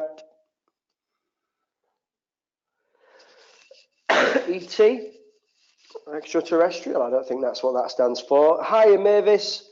Kristen's in as well. I'll give you, I think we can probably get another 5. Come on, last night we had over 50. Tada. Sandy Springs, we saw you last night as well. Great name. Come on. Kiddister, we lost one right then. Well, I'll tell you what, if the correlation is going to be going backwards, I won't be impressed. For anybody who isn't on, because they've got a little bit of technical difficulty, unknown, we'll go with that one. Remember, the pin is 378843. You've got to enter that into the app or into the actual website, and then you get access. Pop your name in, and you'll be able to enjoy the game as we go along. Right, let's see how we get on. If you can't get on the app or you don't have access, feel free to just throw your answers into the question panel, and I'll review that at the end. 11 questions this evening, and we'll start with true or false. Railco are living up to their stated vision.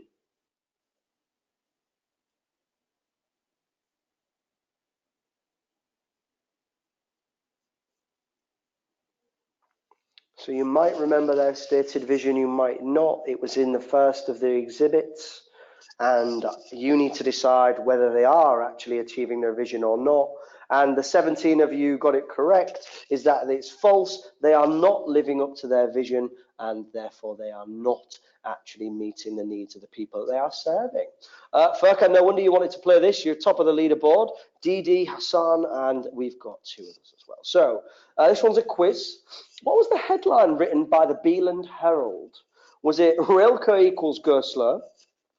John Rose has more thorns than flowers? Is Railco going off the rails? Or ticket inspectors? You've got to hand it to them.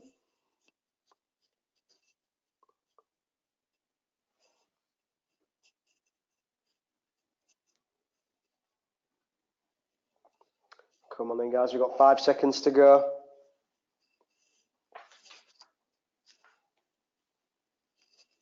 Beautiful. 21 of you got it right. Yes. Is Railco going off the rails was the name of the article written in the Beeland Herald. So well done for all. The majority of you got that one. Furkan's still top of the leaderboard. Actually, the top 5 look quite static. True or false? Philip Axes is an NED and the chair of the Audit and Risk Committee.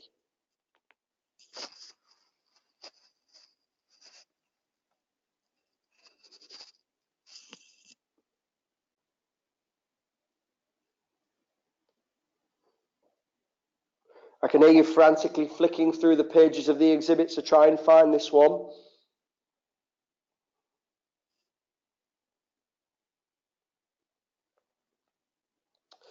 It is indeed true. Yes, Philip Axes is a non-executive director and the chair of the Audit and Risk Committee, and that came as part of the information in your exhibits, specifically referenced in the exhibit where we had the board meeting minutes. So we've had a new leader. We've got Kristin. Fantastic. Well done there. Not much in it as well. Only 45 points between first and only 99 points between first and third. So we're doing really well, close at the top. When considering the professional skill of communication, which of the following is important? An appropriate answer structure, the turn of your answer, covering all the relevant points, or all of the above. Get your answer in quick. You score more points the faster you answer.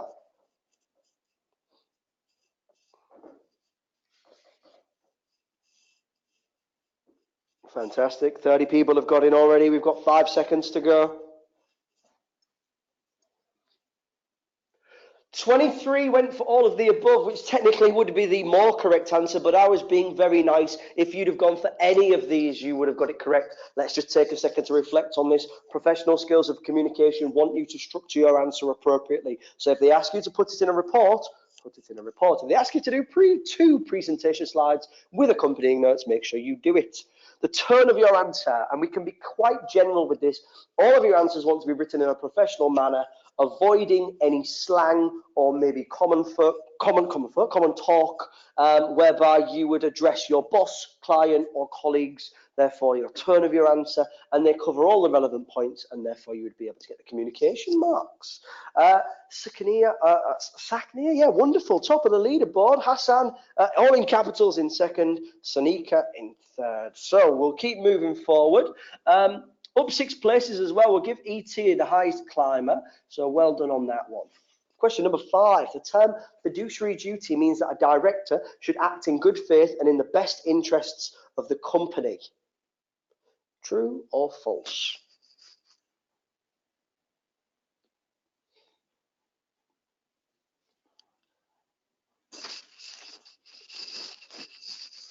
So this is a little tip of the hat to one of the questions we looked at yesterday, where they used the term fiduciary duty, in which John Rose had actually breached his fiduciary duty.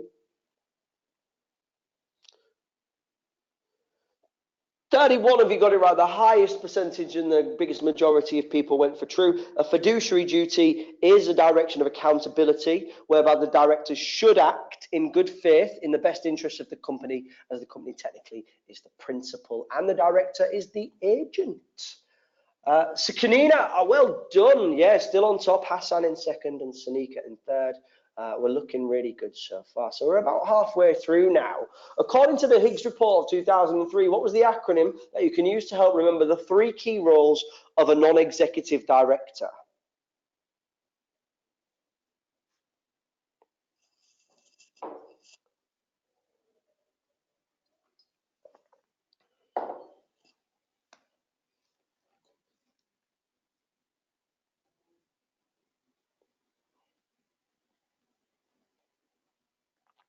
So in red, we've got the 3 E's, and then in blue, we've got SSRP.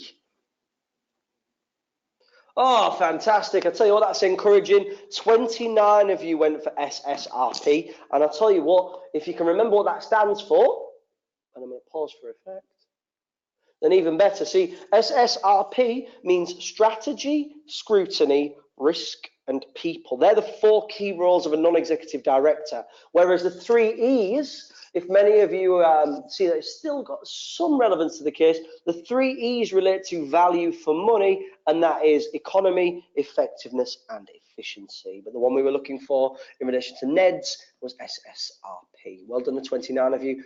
Fantastic stuff. True or false? When asked to evaluate, you should give only a one-sided argument.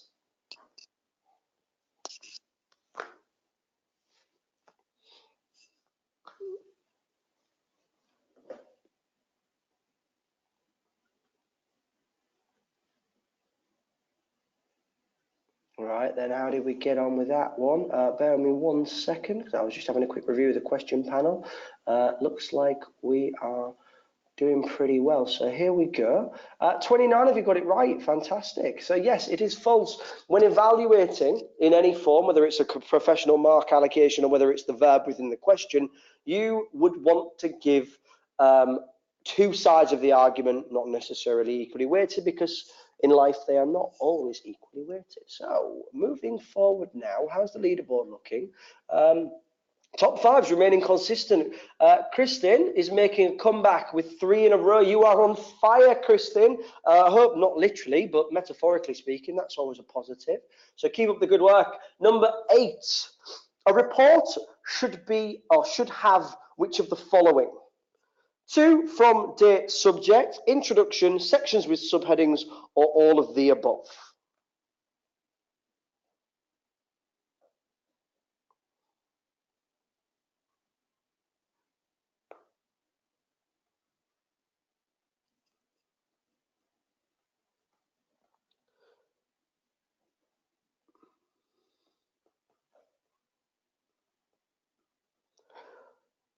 Beautiful. Nobody got it wrong, which is always a positive. Some of you jumped at the gun first off and went with 2 from date subject, which technically isn't correct, or which technically is correct, should I say. But you would have also got marks for answering any of this. Just wanted to reiterate that a report structure is 2 from date subject with an introduction, subheadings following section format, and therefore you would score the necessary communication marks if it was asking you for a report format.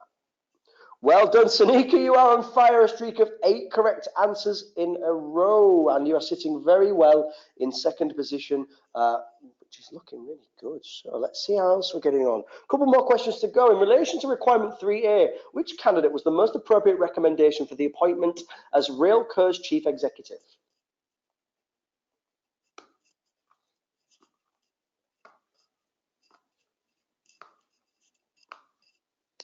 This is just testing your short-term memory. We decided which candidate to appoint. Was it candidate A or candidate B?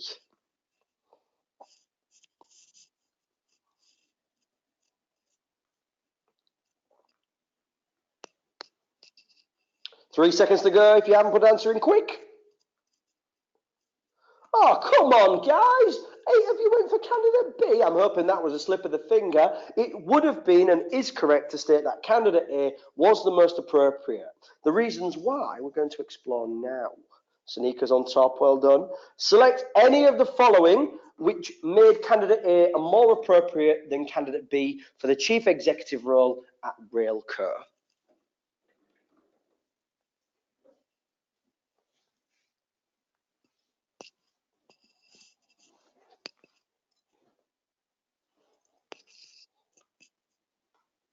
So in red, we've got public sector experience. In blue, we've got complex stakeholder management. In orange, we've got change leadership. And in green, we've got excellent knowledge of financial management. Select any of the following which make candidate A more appropriate.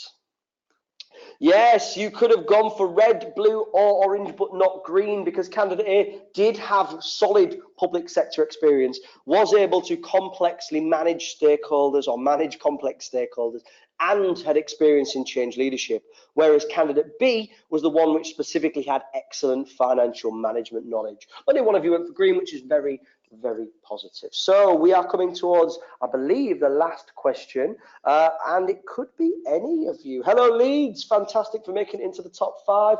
Let's see how we get on. And Tyder is making a comeback. You are on fire with 3 in a row.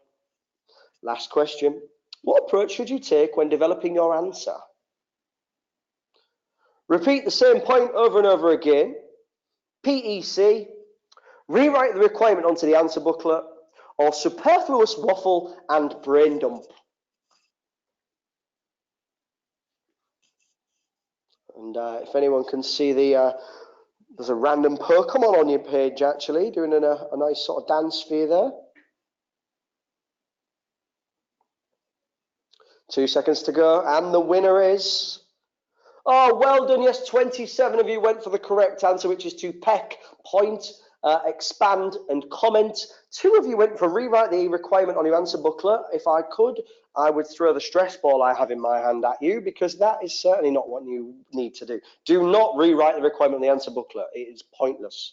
And also superfluous waffle and brain dump. I'm assuming that because it's green and it's underneath the blue, that was a slip of the finger. You certainly do not want to waffle. You want to be short and concise and to the point. So with 11 out of 11, all 3 of you doing very well. So Sonika got the gold because you were the fastest, only marginally. Wow, is that? What's that? 9 points difference, Sonika. That's very, very, very, very much down to probably your internet provider. So well done. Hassan, do apologise in getting the silver medal. And Nusad, well done also in getting bronze. What did the top 5 look like? Leeds there. Oh, I was rooting for you. I know not meant to be biased, but I am. You came successfully in 4th and Nani in 5th. So hopefully you enjoyed that. Hopefully it was a good way to get back on board with the presentation as well. And after a nice break, it helps to sort of re-energize. So we're going to move back into the presentation. You can hopefully see the screen, hear me, and we'll be moving along now into looking into requirement 4. Let's not get ahead of myself. So let's get stuck back in. Requirement 4 then, so this is now progressing through a new timeline. I believe it's 3 months later. So if I click through, yes it is. It is now 3 months later. A new chief executive has been appointed and is working closely with the board of directors of the Railco Trust Board to improve performance. Who are you? You are an internal auditor working for the Audit and Risk Committee of Railco, and you want to be looking at a spreadsheet, which is Exhibit 6. The new chief executive asked the financial controller of Railco to produce a spreadsheet which analyses the ticket sales and rail usage by station within Beeland's rail network, and which also analyses the estimated level of fraud occurring across the Railco network. What have you got to do? Well, you are required. You've been asked by the chair of the Audit and Risk Committee to review the findings of the financial controller and present a report. Okay, you're presenting a report, which requires you to do the following: to, from, date, subject, introduction, subheadings. That's what your report wants to look like. Analyze the information. So there's your verb. Analyze is quite a medium to high level verb. So you want to actually look beyond the numbers. Presented in the spreadsheet, produced by the financial controller. But what type of analysis? Questioning. Questioning, and it's very good that your professional skill is also skepticism. So you need to be a little bit professionally skeptical in questioning any assumptions that he has made. So you've got an and in here as well. So as I talked to you about giving the structure to your answer, you also want to split this requirement because you also need to explain the implications of the findings for Railco. So when I look at this requirement, I'm thinking there's 8 marks. I would probably want to do some form of analysis for up to 6 marks and 2 marks for an explanation to the implications of Railco. 2 marks for skepticism. So part A is to look at Exhibit 6 and pull it apart, basically. You can look at it from a skeptical point of view, and in doing so, you are showing that you can analyze. But don't forget that you are giving an explanation at the end of part A is to the implications of the findings for Railco. So what's the implications of the spreadsheet to Railco in terms of the overall performance of the business? Part B. Recommend to the Audit and Risk Committee with justification. So recommendations are a relatively medium to high level verb as well. And justification, so you need to actually give a reasoning. So your PEC could come in really well here, and I'm hoping that's resonating with you. Make your point, expand your point, and comment on it. Make justifications with suitable measures or safeguards which could be implemented by Railco to reduce the levels of fraud occurring in the network. So the question, if you were to even simplify it some more, is simply asking give recommendations and justify them on how you are going to reduce fraud. 8 marks, so maybe you're looking for around 4 things here. And you've also got to show commercial acumen skill. Now remember, commercial acumen skill is making a sound recommendation with appropriate judgments. So you want to now show that you have a good understanding of the business, its environment, and therefore in your commercial acumen skills, maybe give recommendations that are specific. If you can think back to your, and you know, I appreciate you might not have looked at everything and it's still absorbing in your head, but if you think back to the examiner's reports and similar requirements to this, whereby students are asked to give recommendations, one of the key problems with many students when they give recommendations is they aren't specific enough and they're too vague. So when you give your recommendations to pick up all the marks, they want to be specifically related to the case and practical. 20 marks, 36 minutes. Very nice requirement. Effective reading and planning. So we're going to be looking at Exhibit 6. And we will now take a second to just breathe and be really happy, because as accountants, we love spreadsheets, don't we? So let's take a look at what we've got here. And what I would like you guys to do is spend a bit of time, and I'm going to talk as we do it, just really just absorbing this exhibit. Let me find my spotlight. Analysis of fraud and information based on a 2016 analysis.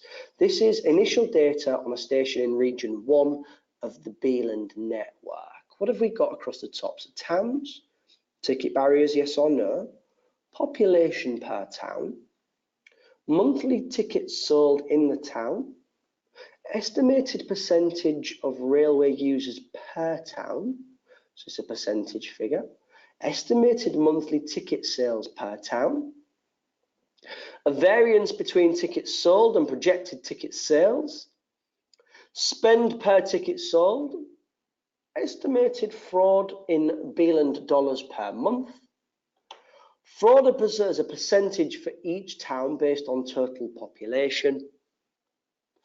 And I'm already seeing things here like, oh, look, these are significantly higher than these. I wonder why. I wonder what the reason could be.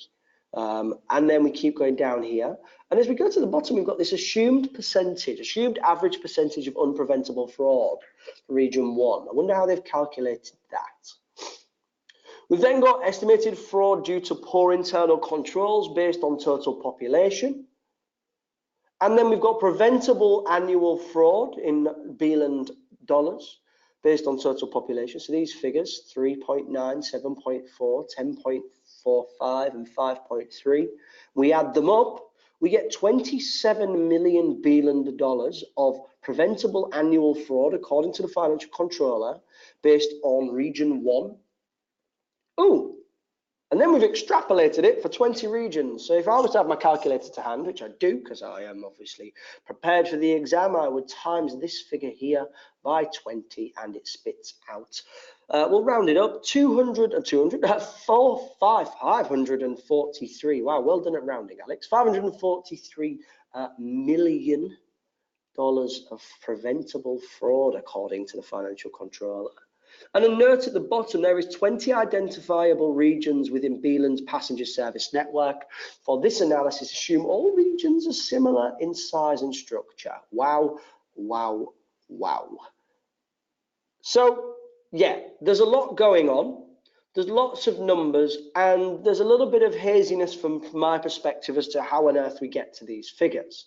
But that's not what we're being asked. We aren't asking you as professionals to try and recalculate and re-engineer the spreadsheet, because if we were, well, we might as well do that on the Excel or spreadsheet software.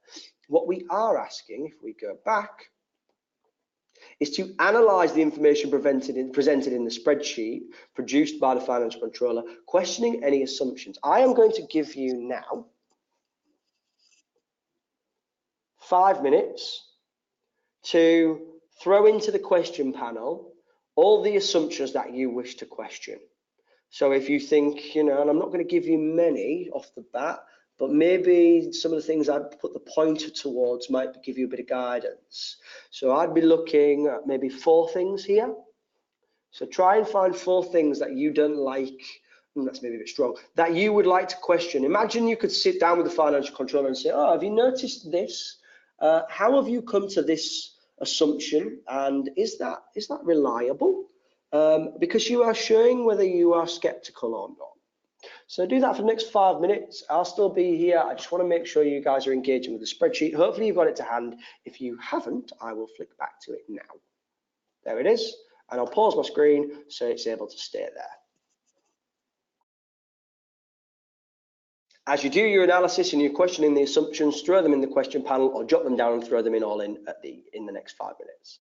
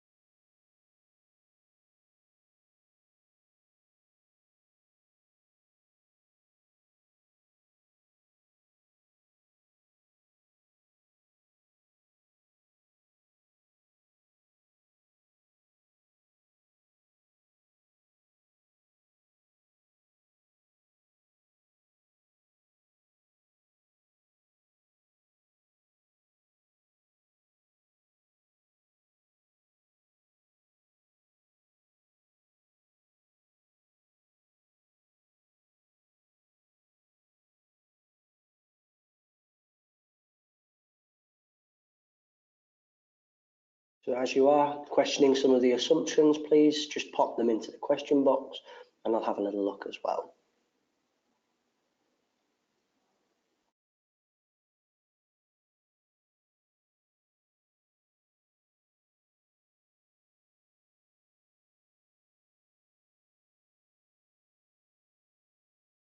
Yeah, stuff flying in already. I'm not going to spoil a surprise, but not seeing anything incorrect as far. Some really good sort of causation, correlative type answers in here. Yeah, really good, really, really good.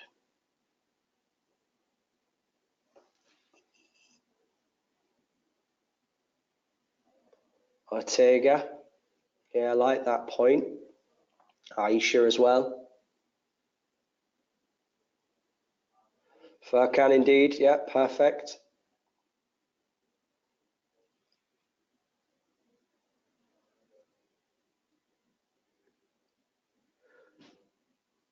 Kiddist, outstanding work. Really good skepticism.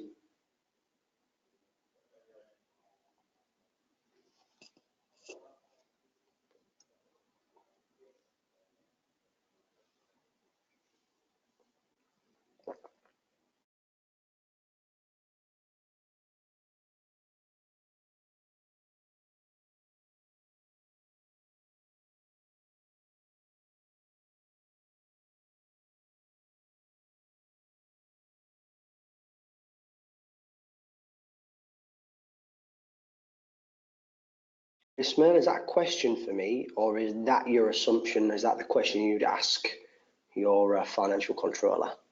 Because I'd ask that of the financial controller as well.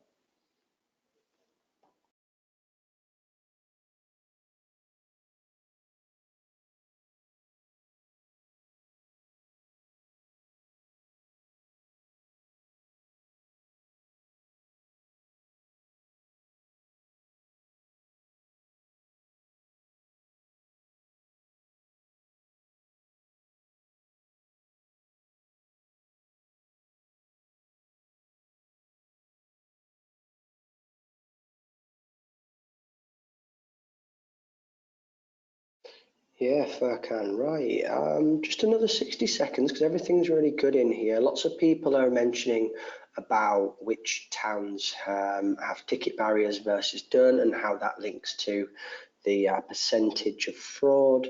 Many of you are asking about, is 20 really representative, and the extrapolation. The phrase of unpreventable fraud, it's a hell of an assumption. How can we get to that presumption? So we're going to work through this in a minute. I just want to make sure everyone's had a fair go at sort of thinking about what you'd like to ask the actual financial controller. Some of you are mentioning now about how have you estimated the monthly ticket sales? How have you arrived at that? You know, that's an interesting question that I'd like to ask as well of the financial controller.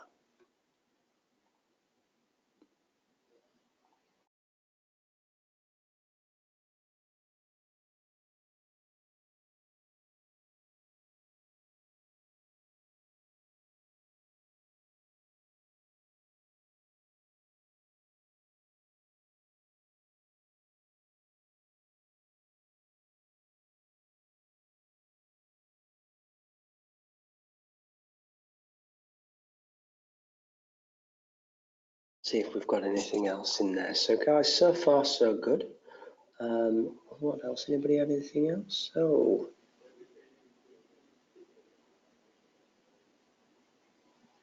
right then, let's have a look at some of the assumptions that I pulled out of there. So if we take the sort of pragmatic approach, and if I was doing an answer plan, I would probably have scribbled all over this.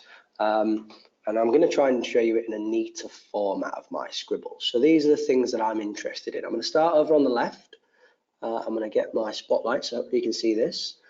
And I'm going to talk you through the type of things I'm questioning of the financial controller. So the assumptions around percentages are very valid, but this is where I'm going to start. Actually, one of my observations is that C, D, G, and I do not have barriers. And as a result, their percentage of fraud is significantly higher than those which do. So if I was pecking, that would be my point. So C, D, G, and I have no barriers.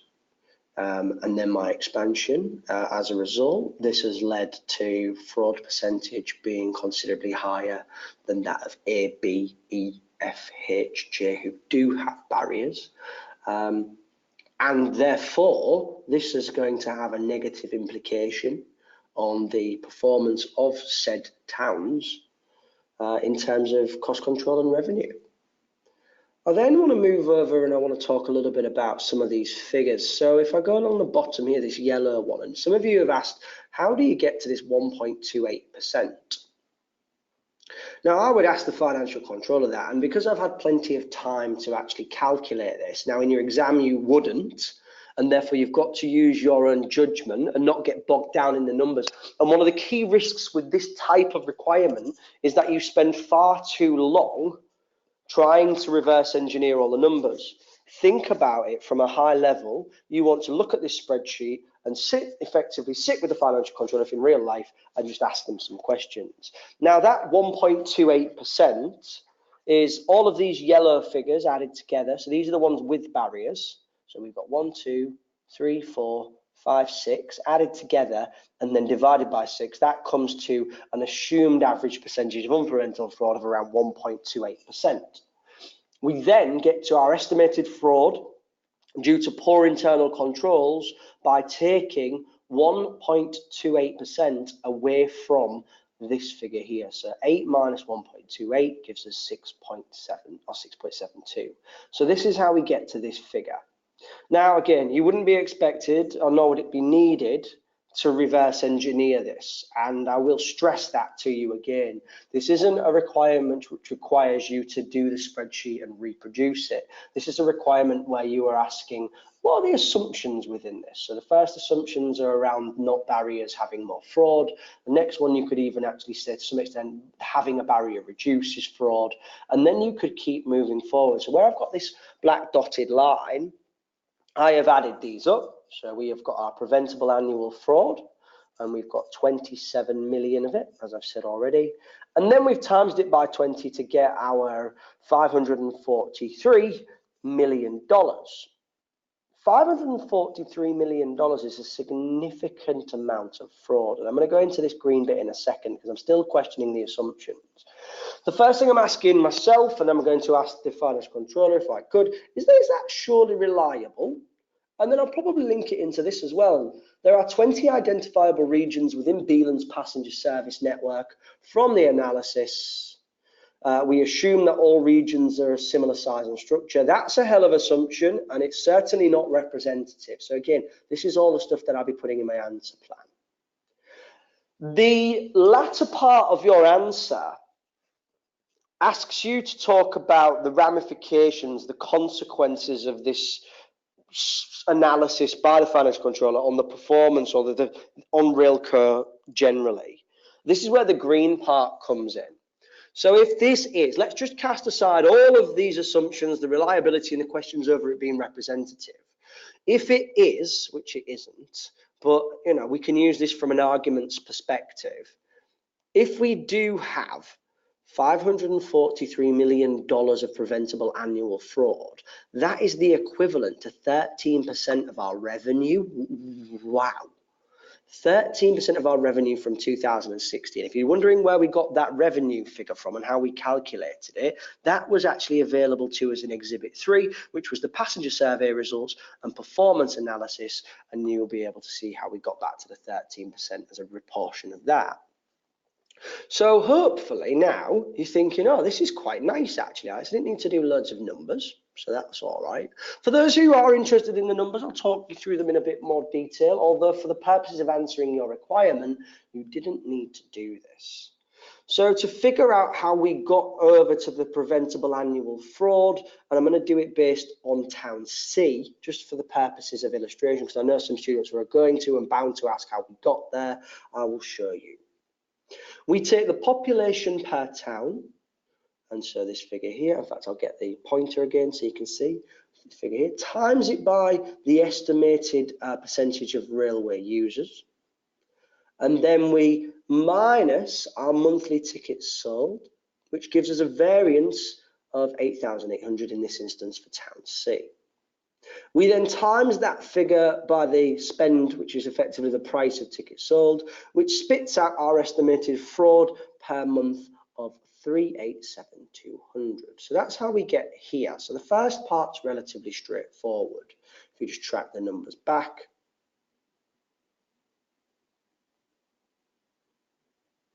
And therefore we correlate here. The next part's a little bit more complicated, and it's not massively more complicated, so stick with me. The next part, we are now going to be working out how we get to this estimated fraud figure. So the estimated fraud figure of 6.72. So we take our population per town and we divide it by our variance, which gives us 8%, and then we deduct our fraud figure and the actual assumed average percentage. So that's how we get to the 6.72. We then take our estimated fraud per month, divide it by the percentage of fraud based on towns based on total population, times that, so we gross it up per the estimated fraud due to poor internal controls, and we get a roughly around 325,248. We times that by 12, and that gives us the preventable annual fraud based on total population. And there is some rounding difference, and that gives us the 3.9 million for this particular town, Town C.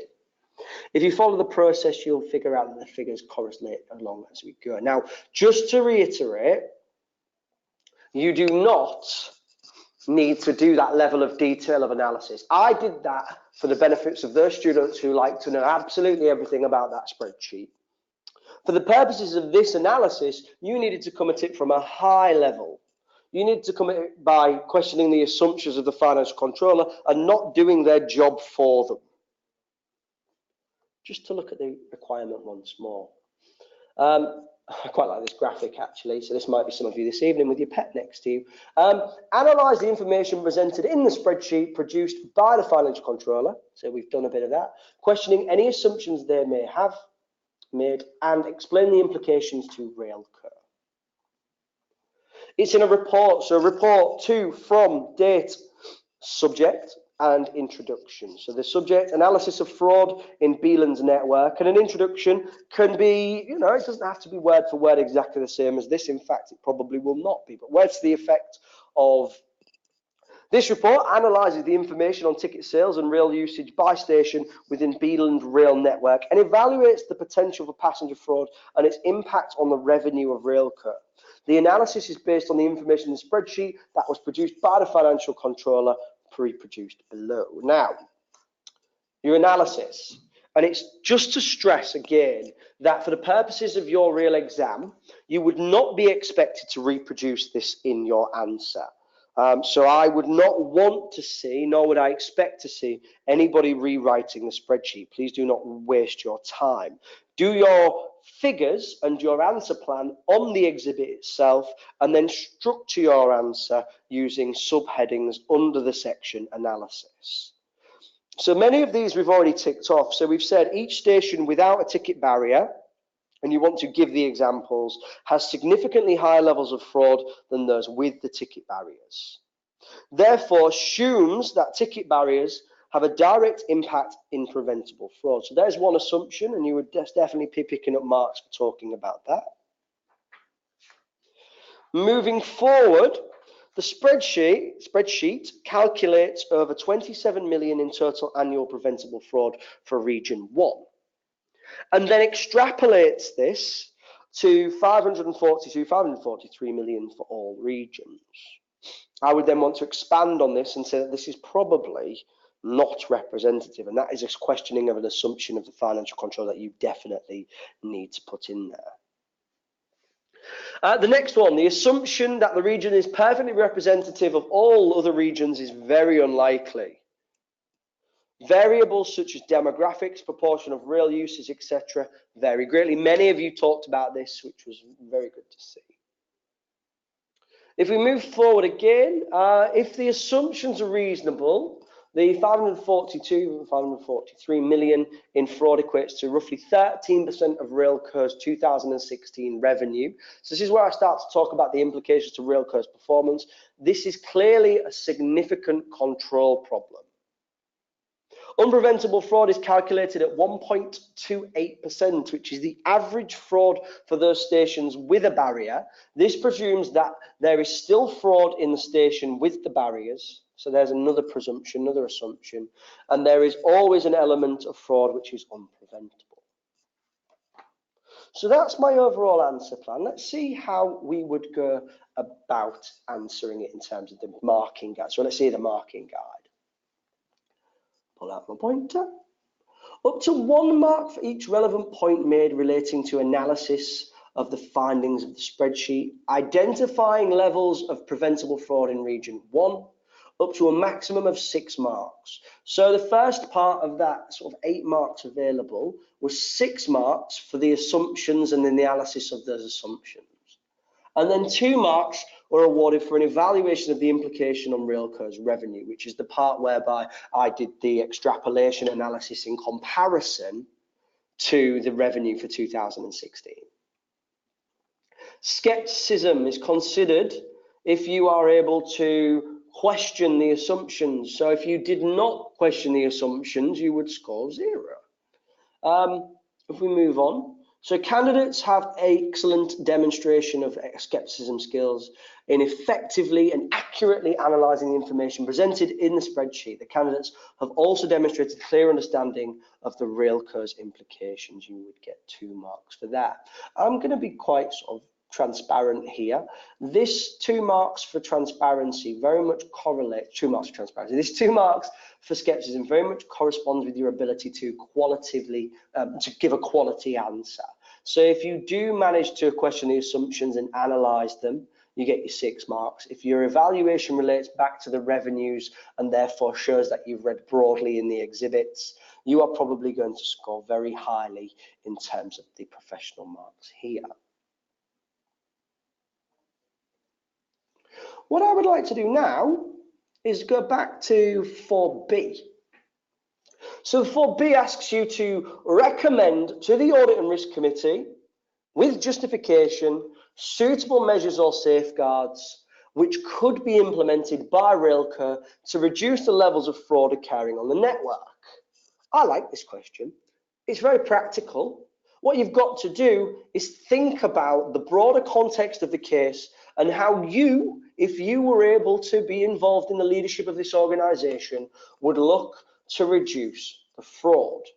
You've got to make sure you can justify your point. So if you're going to give a recommendation, you've also got to be able to say why. Be specific. How would that help reduce fraud? And therefore, what I'm going to do now is let you guys have a go at planning and coming up with maybe, I don't know, how many sort of things do you think we need there? 3 or 4 recommendations. 3 or 4 practical recommendations. I'm going to give you 5 minutes to do that.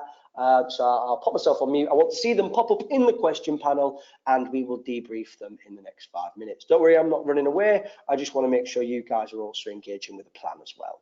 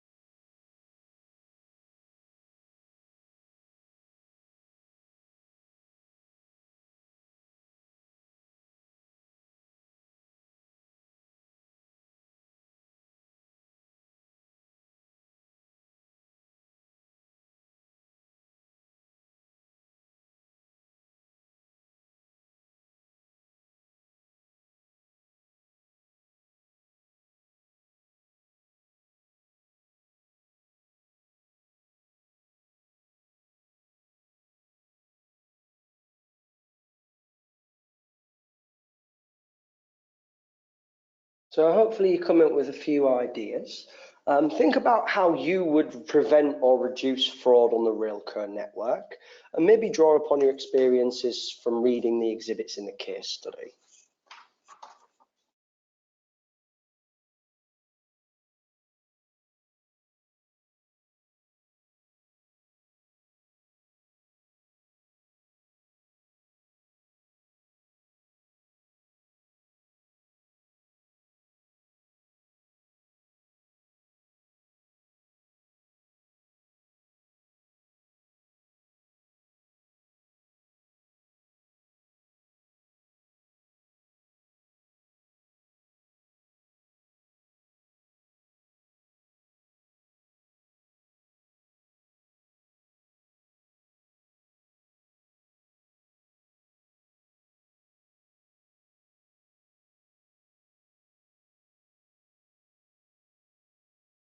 Cheers, guys. I know we're digging in, it's getting late, and we're 3 evenings into the P2P. So, you know, sometimes this sort of can get students quite lethargic, but you're doing a great job. Let's see what's coming in here already. There's some really good ones. And again, many students ask me sometimes, you know, I'm not sure where to start with some of these questions. And the truth is, start with the obvious. And many of you are doing that, which is brilliant. So one of the safeguards I've seen is to install ticket barriers. And that would definitely pick up credit, because of course you want to install ticket barriers. There is a correlation between levels of fraud at stations which do have them. Do not have them. So, and the ones that do have them have significantly less fraud. So that's going to be some form of safeguard. I think that's going to score you marks. It just depends how well you expand it. Maybe you want to peck it.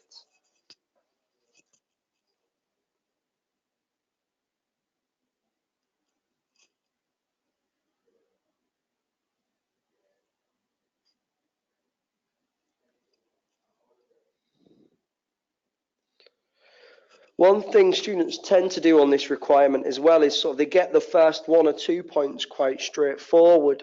These are the safeguards, but then they struggle to give another maybe 3 or 4, which isn't necessarily the end of the world.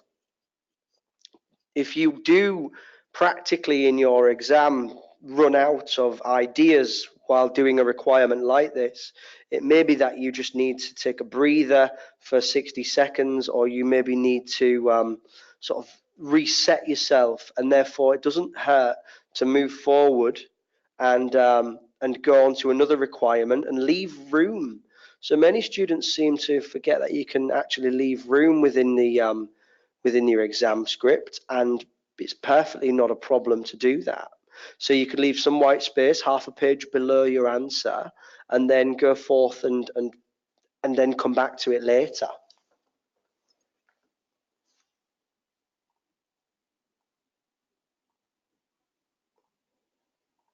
Yeah, getting some more out of the box thinking now. So ticket barriers are there. I had a couple talk about staff training. Yeah, that's a good safeguard and definitely a measure to prevent fraud. Very practical.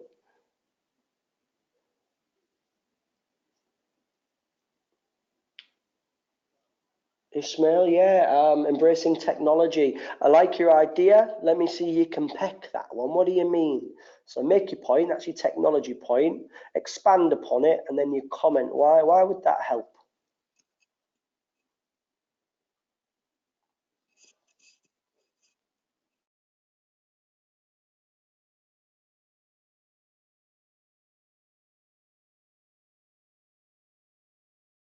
Sonique has come up with a very good one, very practical as well. Ticket inspectors regularly inspect the tickets during the journey.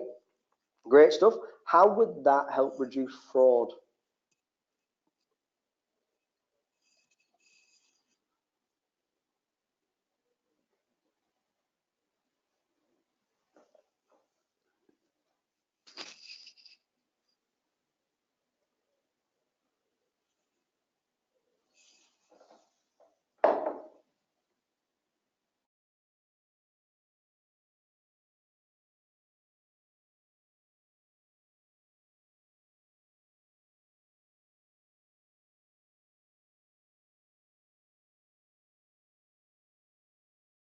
Lots of good ideas coming in, so thank you for everyone who did. I can see all sorts of stuff here. So Ortega, Erica, Aisha, thank you, Nasir, Gil, Nushad, Farhan, Ismail, Yolanda, Hussein, Sanika, John.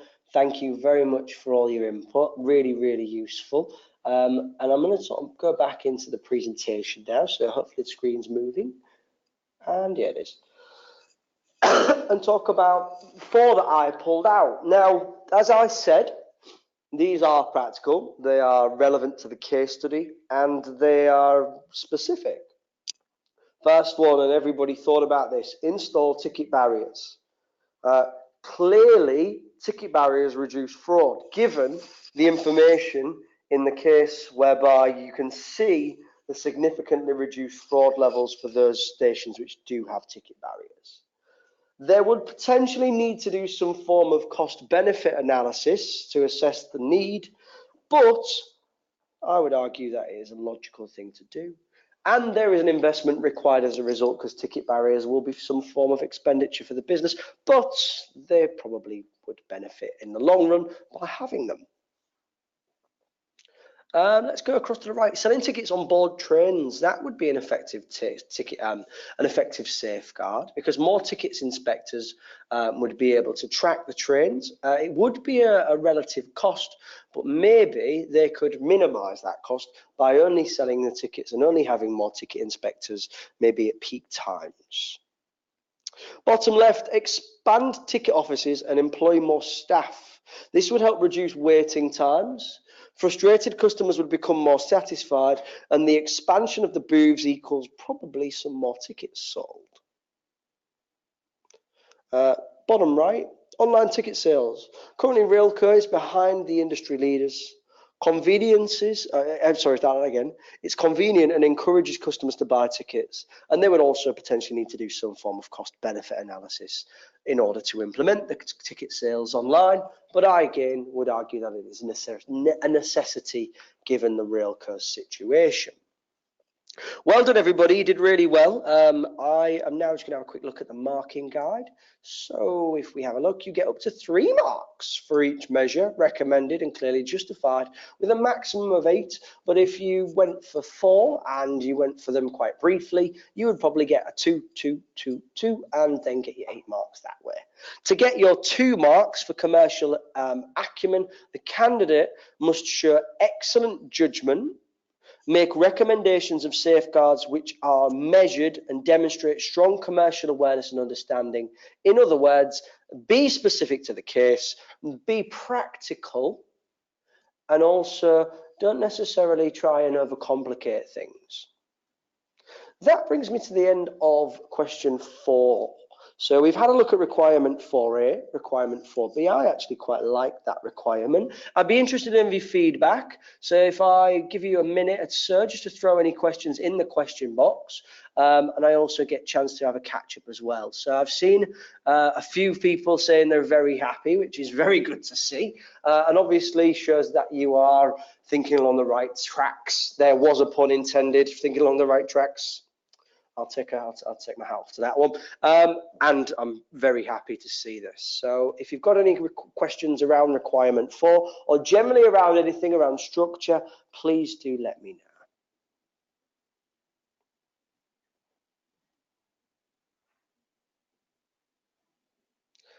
So a couple of general questions in the box. Charisse, oh, you were late. I do apologise. You're asking what PEC means. What I'll do is I'll endeavour to do a little quick recap of the PEC approach at the end of the evening. So do stay on board. It's quite a simple process, and hopefully you'll be able to engage with it. And then I've got a couple of people again asking about a WhatsApp group, and I think I'll mention this every evening, but what I will say is due to GDPR restrictions, so data protection, I am unable to create a WhatsApp group, so I can't do that, unfortunately, but it doesn't stop you guys doing it. Try and figure out a way of doing that. So Charisse wants me to go into more detail. PEC stands for point, P, expand, E, and then C stands for comment. It's a way of building your answers and structuring your sentences to maximize your marks.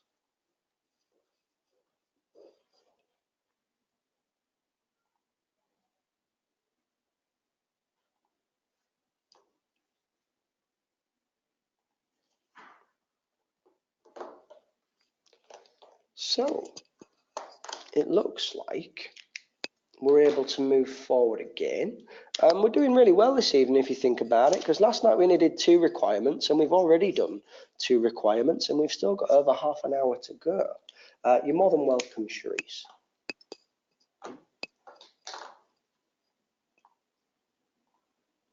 So if I get stuck back in.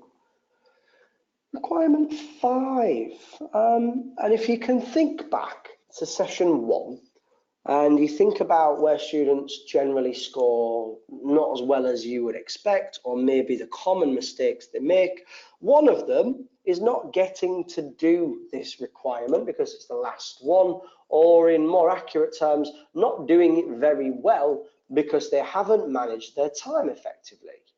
Whereas this won't happen to you guys because you are going to be sticking to the 1.8 minutes per mark rule and using that for your writing time, which will equate to roughly 40 to 60 minutes of reading and planning time. And you are going to be flying through it. So you will get to the end of your exam with at least 36 minutes to go to ensure you can dissect requirement 5 and have an absolute brilliant run at it. Who are you? You are the project manager, working for the directors of the project and infrastructure of Railcar. Fantastic. So we know who you are, project manager. The project director is putting forward a proposal to the board of directors to invest in online ticket sales systems. We've seen it coming. And I tell you what, if you didn't leave enough time for this in the exam, you'd be absolutely gutted because it's such a lovely question that many students would score very well on it if they were able to spend the time on it, because you know full well that they do need an online ticket system, and you can justify it all the way up to, all the way up to the maximum mark allocation. In yellow, the project should be fully operational within 12 months, but you need to undertake an external firm of developers. Okay. As Railco does not possess the internal expertise, that's fine. That's very normal within projects and project management. However, Railco would manage the project. Fine. Not a problem there. So all this sounds pretty normal, pretty standard. We're going to be looking at bringing in our online ticket sales system in the next 12 months, basically. And you are the project manager. The project director has asked you to write a business case. Ooh, now that's an interesting format, because many students get a little bit bamboozled by a business case, and we're going to have to take a second to address what that actually looks like. Write a business case in which you will justify why the investment in the online ticket sales could assist Railco in producing detailed and timely customer data to assist in customer relationship management. You get 2 marks for evaluating. Now let's just take a second and pause. A nice big deep breath. Overall, you get 10 marks for telling me why, and you already know why they should invest in online ticketing, but you are coming at it from a customer relationship management perspective. Now, many students, when I've done this question with them before, come at it from a pure performance related perspective. Oh, it will lead to more revenue as a result of reduction in fraud. It will lead to cost control as a result, because we will be able to, maximize our cost structures. All that sort of stuff, kind of not what the question's asking. And this is a stereotypical requirement where students read something like justify why an investment in something that they want to invest in, but don't actually answer the requirement set. The requirement set is saying, why would that investment help produce better quality data, so detailed and timely data, and how would that help our relationship management with our customers?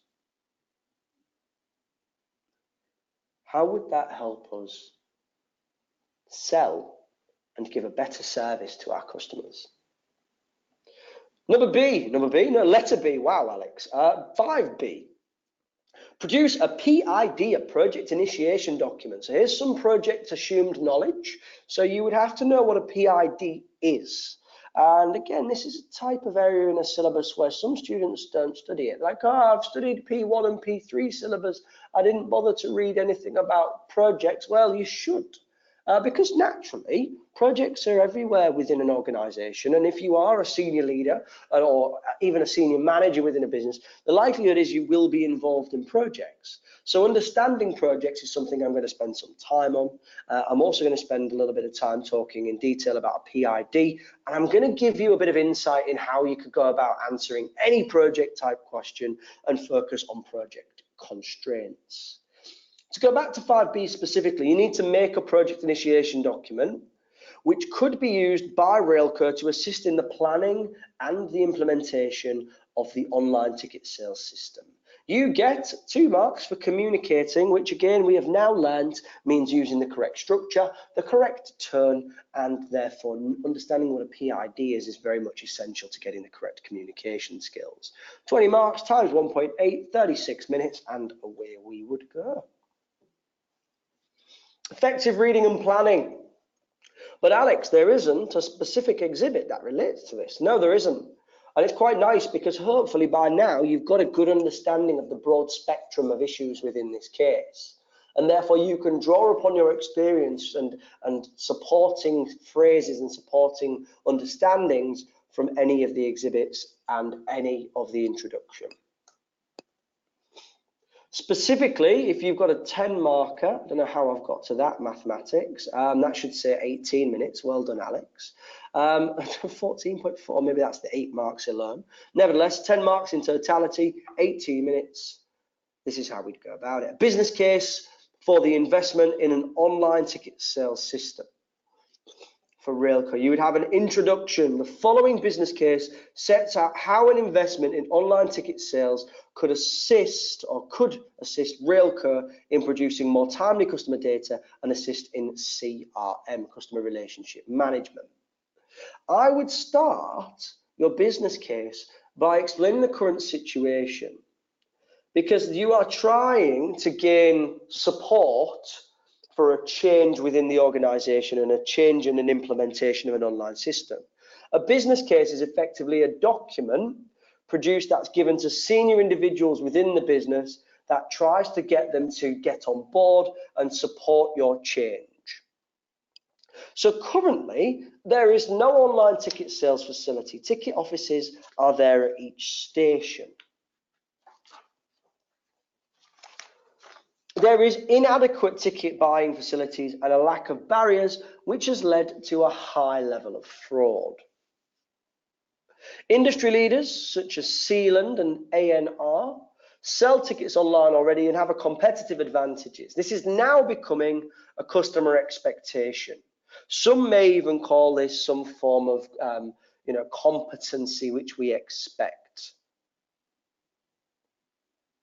Maybe a threshold competency. Sorry, my mind ran away from me there. I would like you guys now to think among yourselves individually, because obviously I don't think any of you are sat next to each other, unfortunately. And the next section of my business case will be for the benefits of an online ticket sales system. So I want you to come up with around 3 benefits. I want you to do that over the next 120 seconds. So I'm going to give you 2 minutes to think about the benefits of an online ticket sales system, but specifically think about the benefits of it in relation to customer relationship management and customer data.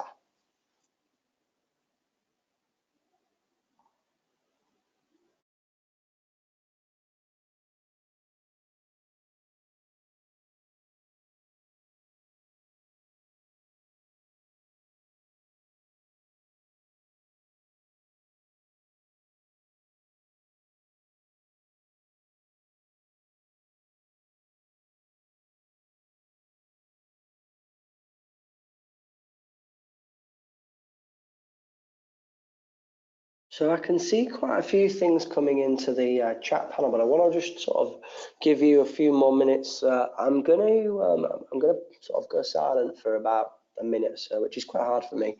So I'll do that now. Keep them coming.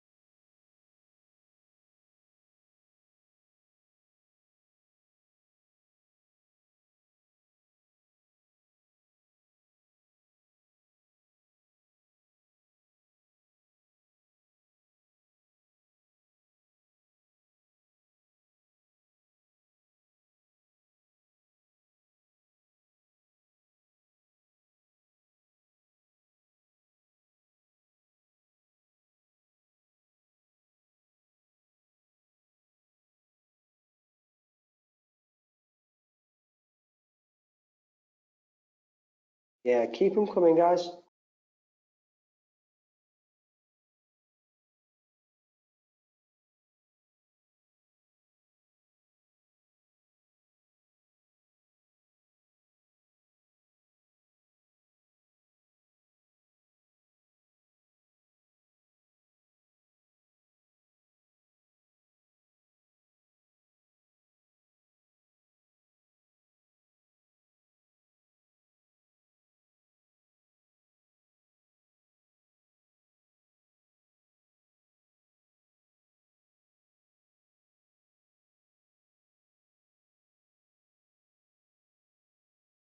I'm just going to take a moment to have a read through, and remember, this question's asking how would the online ticket sales system benefit from a perspective of data and customer relationship management.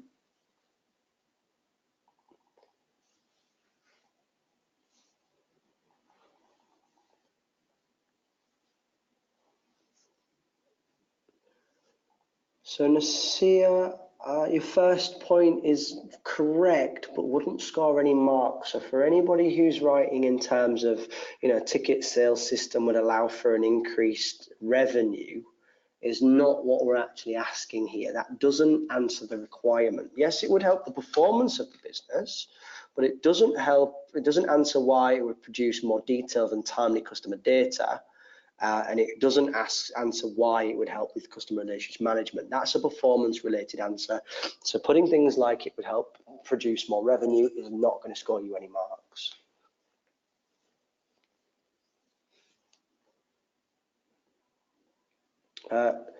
Sajid's hit the nail on the head. So things like identifying customer travel patterns, that's the sort of thing we're looking for here.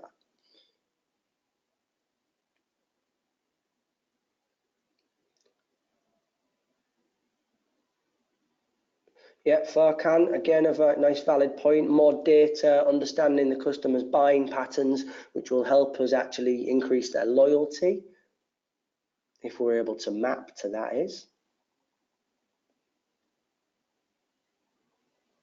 Just reading through, there's a lot in here, so do bear with me.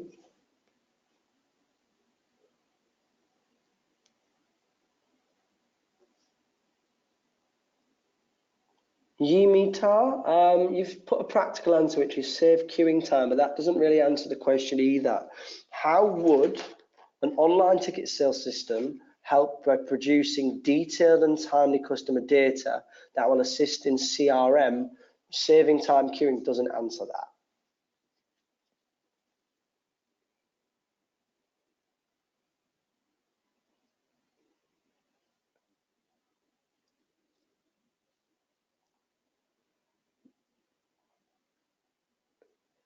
Yeah, a few people are linking it back to the mission. Yolanda, it's also assisting Railco with more efficient, reliable service in aligning the customer's mission. How does that help with data and CRM? And if you could link that back to maybe customer satisfaction, that could be good. Husnain talking about cost efficiencies is also a key benefit of online ticketing, is correct, but wouldn't score you any marks. It's not answering the question.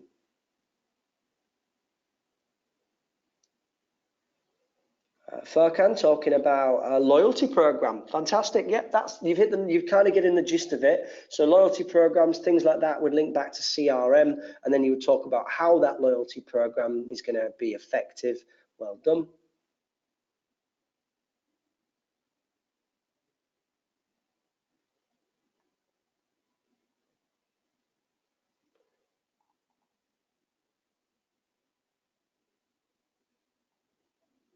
Oh, that's a nice one.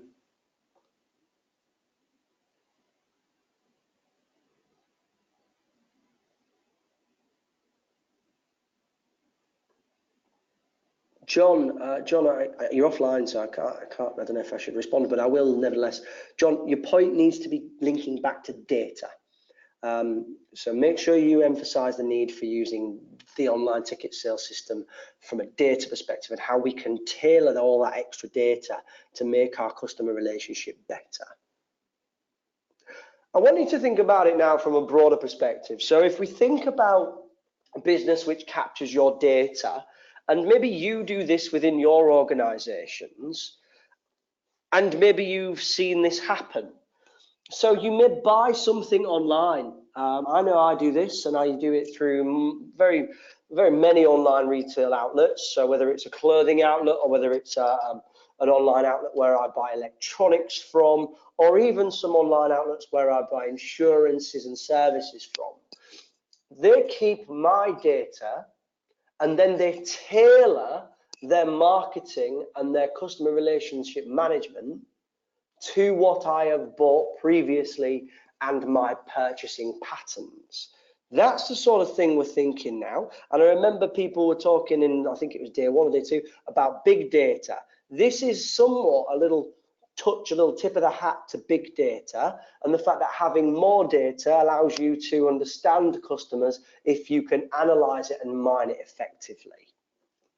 Let's have a look at what my answer plan would look like, and thank you for everyone who's engaged so far. So we again, business case for the investment, an introduction, and then a little understanding of the current situation. The benefits of an online ticket sales facility. CRM builds relationships, which will help with customer acquisition, retention, and loyalty. Railco could utilize this to become more customer focused. They certainly need to. Effective CRM can be profitable as Railco customers need retaining, improves customer satisfaction with online ticketing, and therefore also increases loyalty. Electronic CRM through the internet will help support the customers with pre-sale information, for example, timetables, can be more interactive with the customers and allows for a quicker flow of information. Given this is a business case document, there would also need to be some form of risk assessment. Now, there will need to be a cost-benefit analysis, given that they need to assess the financial viability of implementing this. We would also need to look at the risks, the specific risks, including change of customer perception. They might not be willing to actually buy online. They will. They definitely will. But, you know, we need to consider that in our answer. There may be resistance to the buying habits. There is always resistance to change, and therefore there may also be a lack of awareness. But we can overcome these risks with adequate customer awareness strategies, advertising, and a marketing campaign. So that's part A. You get up to 1 mark for relevant points made in relation to the impact of an online ticket sales on customer relationship management, CRM. Not overall performance. You get 2 marks, we'll just focus straight down here, for evaluation skills, in that the candidate has demonstrated excellent evaluation skills. This has clearly demonstrated excellent professional judgment in assessing the impact on timely customer data and CRM. The candidates have also demonstrated a clear ability to assess the impact of a new system on the stakeholders of Railco. I think I've done my maths again wrong here. If we move forward into requirement 5B, produce a PID. I know where I've gone wrong. Effectively, what I've done is I've done, 14.4 is 8 times 1.8. So you get 18 minutes for this full requirement. Ignore my silly maths. And if we move into what a PID looks like. So in a project initiation document, you would actually score your marks by knowing what should be in there. And it can be anything ranging from project objectives, project benefits, scope and deliverables. And I'm going to move forward and come back. Constraints, key stakeholders, project team roles, risk assessment, cost estimates, and then performance measures. So you can actually lay your answer out in a PID, because a PID is a reference document that would be used from a brief point of view, so it can be laid out in a tabular format. And the project objective in this instance is to implement an online ticket sales system in Railco to enable customers to purchase tickets online, as well as through ticket sales offices and train stations. The overall objective of the project is to increase customer satisfaction levels. Some of the benefits that would come as a result of this: a reduction in the numbers of passengers travelling without tickets, improved revenues and profitability, increased levels of customer satisfaction and loyalty, up to the minute customer data and marketing for marketing purposes, reduced marketing costs due to online advertising, and tailored marketing approach, meaning a more tangible focus on customers' needs. Any of these benefits, fantastic. The scope, the actual breadth of the project. So what does the actual project need to entail? So an extension of the customer website to include web-based ticketing, booking technology, and customer contact facilities. A customer database to capture customer information, and a booking history which can be utilized for customer relationship management and marketing purposes. Deliverables, funding. To be considered as a part of an overall cost-benefit analysis to be completed. Resources. The project will need to be undertaken by an external systems development provider. The tender process will need to be carried out immediately. Time. The time of the product or the project should be completed, and the booking system should be fully operational within 12 months. If we move to the next slide. So other sections of a PID. Constraints, funding, resources, and time. And I'm going to spend some time talking about project constraints. So I'll be a little bit brief here, move forward. Key stakeholders, the customers, the fare-paying passengers, the staff and the trained staff of the railco, the board of directors, the trust board, and the government of Beeland. Project team roles, we have a project manager, a development team, a railco director of infrastructure and projects and infrastructure, and one NED. Risk assessment, there will potentially be cost overruns, delays in the project, a lack of customer usage or satisfaction system, and potentially systems security breaches. You can also, within your PID, talk about cost estimates, which are to be undertaken, and then performance measures. And it's perfectly legitimate to write this in your exam because you are taking a professional understanding that you may not have done that estimate just yet. I would like to now just move forward, because I might have lost a few of you, and try and give you some advice in terms of projects overall, because naturally some people do find this element of the syllabus a little bit less engaging, to put it politely. The marking guide, let's get this one just nailed down. A maximum of 2 marks for each relevant aspect of the PID from an online ticketing sales system and project. You would get 2 marks for putting it in a PID format. But let's just say we have a problem. We have a problem in the exam because we didn't study projects properly, or we've not seen that element of the syllabus and gone into grave amounts of detail. And this is genuinely, from my experience, an area of the syllabus that many students don't engage with as much as they should. So I'm going to give you a bit of insight into how I get my students to remember the project life cycle, what happens in the project life cycle, and then the key project constraints, which will allow you to attack, one for a better expression, have a go at any project related question. And I hope you find this useful. So the project life cycle I have illustrated along the top, and it has 5 distinct stages. We've got initiation, plan, implementation and control are actually together because you don't do them independently. So I've looped them together here. And then completion. Well, if I could spell it, completion. Nevertheless, it should say completion. Underneath initiation, I've wrote the term feasibility because this is where you would be asking yourself, should we, could we, and can we do this particular project? And to do that, you want to look at your toes. So have a look down at your feet. Maybe you're not wearing socks, maybe you've got sandals on, and maybe you're wearing flip-flops. Have a look at your toes. You want to look at the project from a technical point of view. In other words, can we do it? Do we have the technical understanding? And in this instance in Railco, if we link it back to the case and just put the question to aside, they said they do not have the technical expertise, but they can contract it in. So do not discount that immediately. They're going to get an expert contracted in. So technical is from an expertise point of view. Operationally, the O of your toes, do we have the ability to be able to do this? Do we have the time? Do we have some of the operational resources? And in this instance, again, we're going to manage the project, so we could argue that we do have some of the operations.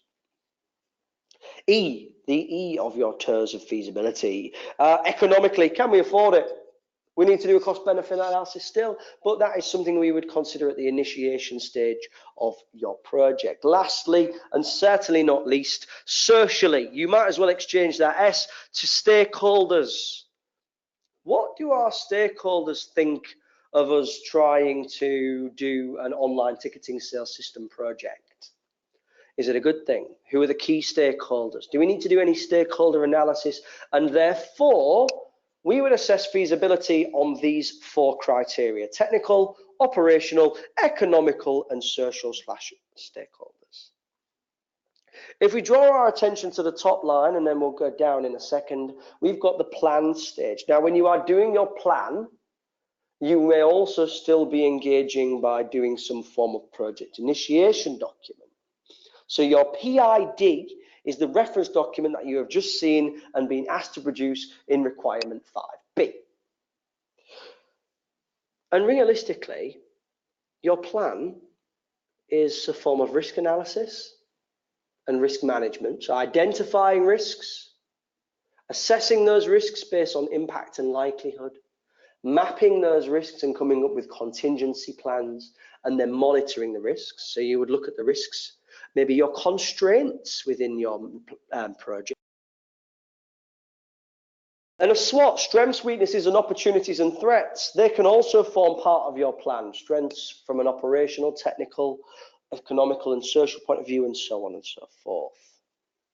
The PID, this point here about a reference document, is something that you want to consider, because it isn't something that is just done at the plan and initiation, which is done in between here. It's kind of an interlink. It's then used at pretty much all of the stages of the project life cycle. So you could potentially use the PID as a reference document when implementing and controlling. So milestones are a form of implementation and control, and these are the key points, key dates within your project. So they've got a milestone of 12 months, but within that they may have individual milestones on every month at stages of development of the online ticketing system. Gates are an addition to milestones. We see these more often than not in construction contracts or production and manufacturing, whereby we have a project, which means that we cannot move forward a gate, we cannot pass through the control gate without completing everything that needs to be done prior to that. The analogy I often give is building a house. You wouldn't be able to continue to build a house and put the roof on unless the foundations were built first. We may then do some form of corrective action by doing some variance analysis, and that variance analysis could be against costs or projected incomes of the project. So variances are another form of control, and they're done as well as within the implementation. Moving along the project life cycle: initiation, plan, implementation, and control. Oh, excuse me, I went far. Go back. There's my pointer. We have the completion phase. So we complete our project. We would want to do a post-completion review, which is effectively a post-completion audit, whereby we would look at whether or not at the end of our project, did we meet all of our targets, all of our references that we set out for at the initiation and planning at the onset of the project. So this is my project life cycle diagram and how it links into a PID. The next slide, which I've kind of already given you, are our project constraints. These are the 6 key project constraints, and if you can remember these, you'll probably be able to have a good answer at most project related questions, because we have time, cost, quality, resource, risk, and scope. I'm just pausing for effect. Realistically, time, cost, quality, resource, risk, and scope. A time is something in terms of maybe the 12 months that was in relation to this particular project, the time scale. Cost would be a cost benefit analysis, and that still needs to be completed, but you could put that in your PID. Quality is the quality of the output. We wanted an online ticket sales system that would allow us to sell tickets online, produce customer information, so therefore we can inform the customers of timetables, for example, give a better quality customer service, and then use that information to tailor our marketing through customer relationship management. Resource, this is another project constraint. The resource could be financial, it could be operational, it could be technical, or it could be, for some examples, social. We need to consider those resources. Do we have what it takes to actually successfully complete it? And in this instance, we're bringing in external consultants. The risks, we've already done a little bit of risk analysis. The customers might not like it, they might not actually take it up. And how are we going to manage that risk? Well, we're going to implement advertising. And then the last one, scope, which again we've seen already, which is the broad spectrum of things within the actual project. So how broad, how far reaching is our project? The arrows effectively represent one thing, and this is that if you are asked about any stage of the project life cycle, so, and I know I've not got it all on one page, but we've got implementation, plan. No, we've not. We've got initiation, plan, implementation and control, and then we've got completion. You could use these 6 headings to discuss any of the aspects within a project scenario. And you could use these 6 headings to plan out your PID, time, cost, quality, resource, risk, and scope, and you would pick up the vast majority of the marks in doing so. Which brings me quite succinctly and quite nicely towards the end of Railco, actually perfectly timed. I'm just going to have a sort of a look if there's anything in the question panel that I need to address urgently, and then I'll do my close.